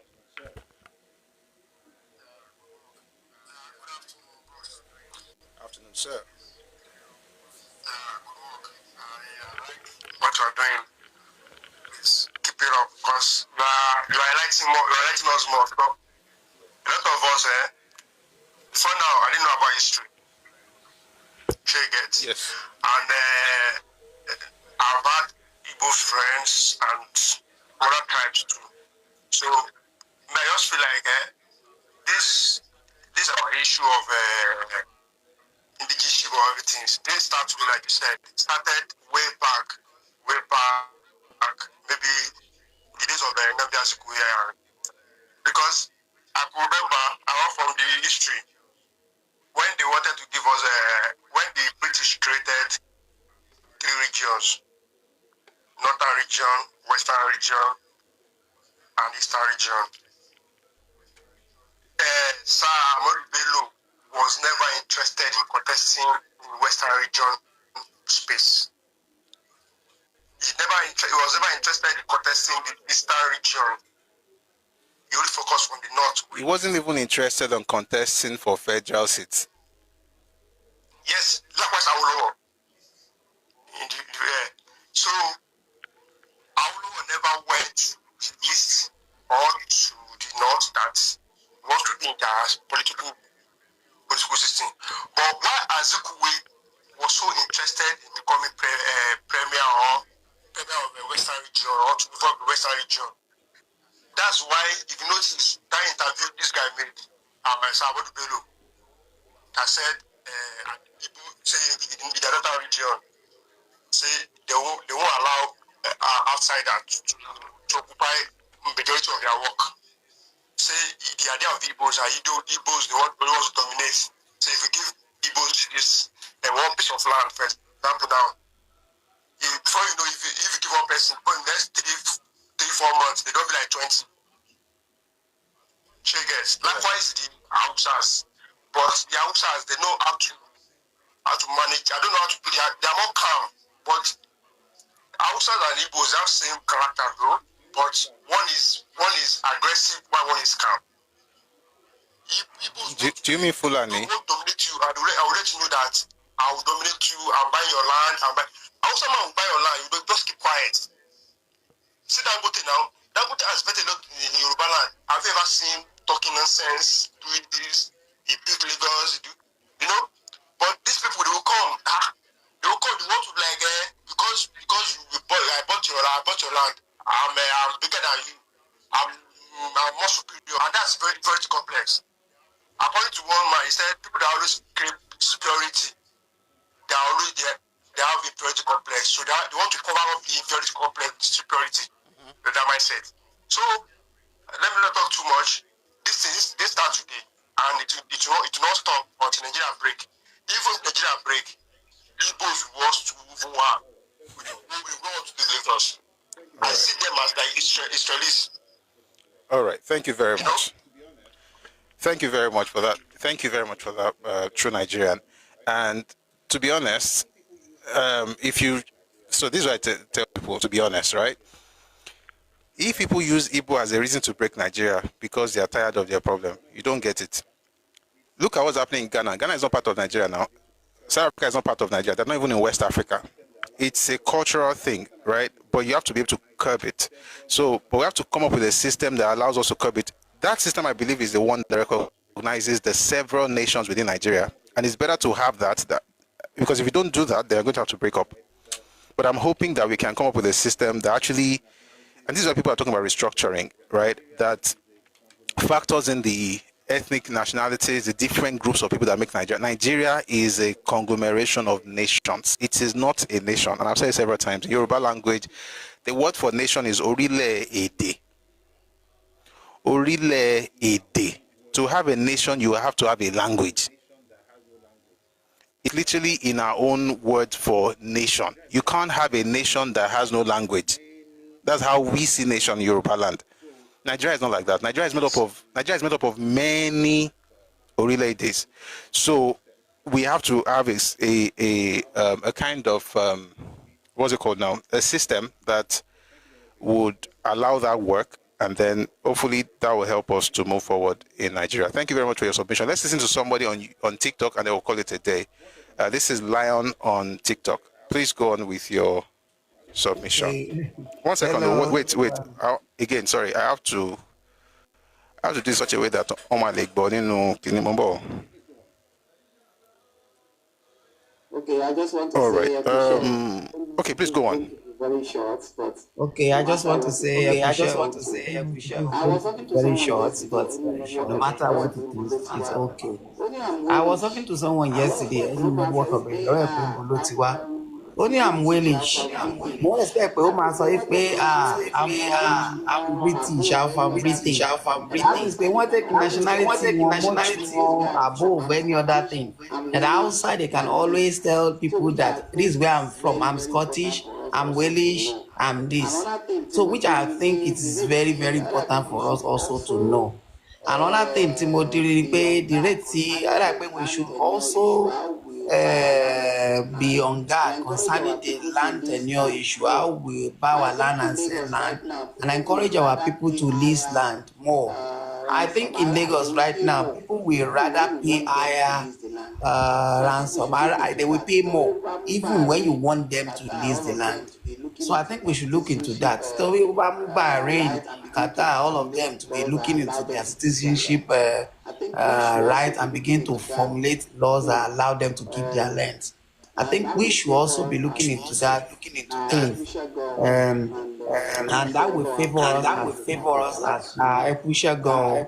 And I want to say, Olora fún yín ní okun àtàgbà láti ṣe more. Thank you. This is all I have to say. Eshio, thank you very much.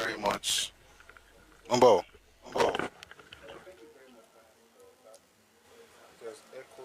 Okay. All right, thank you very much, Lion, for that fantastic submission. And I'll say this also, that in Yoruba land, I don't think the problem is selling. People, I've heard people say, oh, Yoruba people come on tale, I love for Joe was you. I was like, that's actually quite childish. It's not even a sensible argument. If I sell my land, that is my business, right? I'm going somewhere. If I now discover that everybody who buys my land, everybody knows their place but one group, that means the problem is not me selling the land, it's the group that is buying the land, that particular group. Which means that I can still deal with other groups the way I've been dealing with them because they seem to have understanding of how things work. But that particular group that doesn't understand basic terms and reference and conditions, those ones, you will now have to deal with them based on what our brother just said right now. You lease to that group. Every other group may be able to buy, but even then, we also have, like you said, that's a government thing, Sha. But for the human, for the people,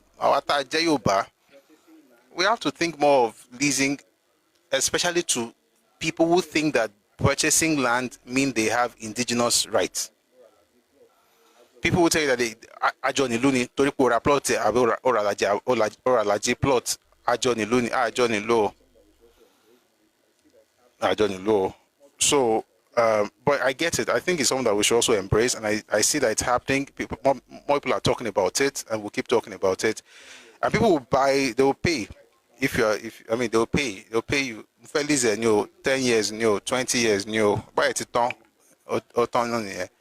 All right. And by the way, even those who bought lands, everybody has to remember, I keep saying this, it's good to, like I always say, I like that Yoruba people are that people are in Yoruba land, regardless of their ethnicities. I like it. I think it's beautiful. But I think there's also that place of just basic decency, right? In how you relate with people. You don't hear Yoruba people shouting, I am your host, respect me. If you ever see a person talking like that, it means that you are going to where you have gone beyond your boundaries. You're acting untoward, right? And so, generally speaking, I don't think there's any problem really with those who are buying land, because number one, everybody and saying Dangote refinery. That's the sad part, because at this point, we have to begin to measure people's lands and be telling them. But to be honest, I think it's just about underdevelopment of the mind. People just aren't fully developed in their thinking, and it's a cultural thing, sadly. But yeah, in our own space, we determine how it works, and I hope people also get it, and they don't go all over the place just crying all over the place like bush babies. Sorry, I had to add that because it happens every time I speak on these matters. All right, thank you very much for listening and for being part of today's session. It's been wonderful being here. And like I said, we do this daily, Mondays to Fridays, but on Mondays, Wednesdays, and Fridays, we have session run for 6.5 hours. So that will be tomorrow, is Wednesday. But on Tuesdays and Thursdays, we do this on Twitter, TikTok, and Telegram, and YouTube, where we listen to some of the recorded stuff, and then we have conversations like we're doing right now. But we're going to call it a day now. But like we always do, before we go, we'll play our anthems. We'll play the Nigerian anthem and also the Yoruba anthem. Again, please join us tomorrow, 1 p.m. Ife time, West African time. You're going to have a great time because Orotabe Solola is about the Nigeria youth movement. And again, please, whatever you do, be part of tomorrow's session, right? There are certain things we talked about yesterday, we're going to talk about again tomorrow. There are things you have not heard before, they're going to mention also tomorrow. And while we're doing this, two things. Number one, we need to understand the history of this country called Nigeria. We also have to get to the point where people don't easily guilt trip you or blackmail you or gaslight you with all this rhetoric of Yoruba people are tribalistic, yeah, bad people. Rather than also, how did it start? Who started it? Who does it? Not just started, still does it. What was the progression? Can you notice any pattern? How was it dealt with in the 30s? How was it dealt with in the 40s? Spoiler alert, it was not really dealt with in the 30s, which is what got us into problem that it has to be dealt with in the 40s. How was it dealt with in the 40s? Why did they change tactics? Why was it not dealt with since the 60s up until recently? Why is it happening again? All those things we're going to learn tomorrow, because that's how we actually grow. All right. But thank you very much for being here. And thank you. I see the things on TikTok. Thank you very much for your responses. I really appreciate you. Somebody says you should dedicate a day for a full Twitter space to generate more engagement.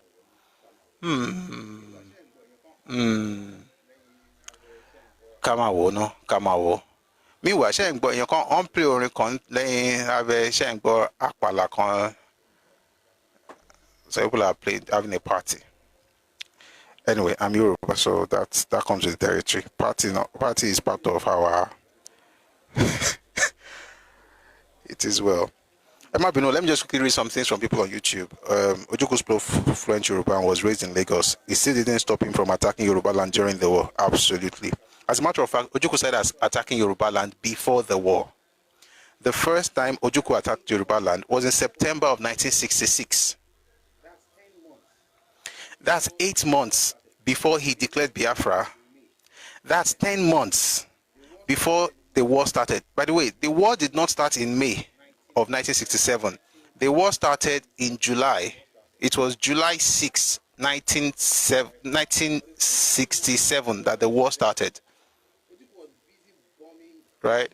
But a full 9 months before then, Ojukwu was busy bombing places in Yoruba land. That's why we'll talk about this history. Somebody also says yesterday was so deep. Azikiwe had been disloyal since the 1940s. I couldn't stop laughing over how Zik reported the Olubadan boys 3-2 victory over CKC Onitsha 2 weeks late in small column paper. You were here yesterday, Loto. Then somebody says, oh, it's a question. What kind of database did the British collect from the Yoruba people during the British Southwest Nigeria Protectorate of 1907? And under what or whose authorities did they issue any form of ID card or travel doc? I don't get it. Whose authority? Their authority now. They colonized you. They don't have to get anybody's authority to give you travel documents. I had to get passes when I was traveling in 1944 to the UK. Nobody cares. I mean, nobody asks the question, who gave British authority? They got it now. Of course, they worked with the kings. They had treaties. But beyond that, they were colonizing you now. And somebody says, country is political. Nigeria is a nation state. Okay, I don't understand what you're writing. I'm very sure you know it, but Koyemi.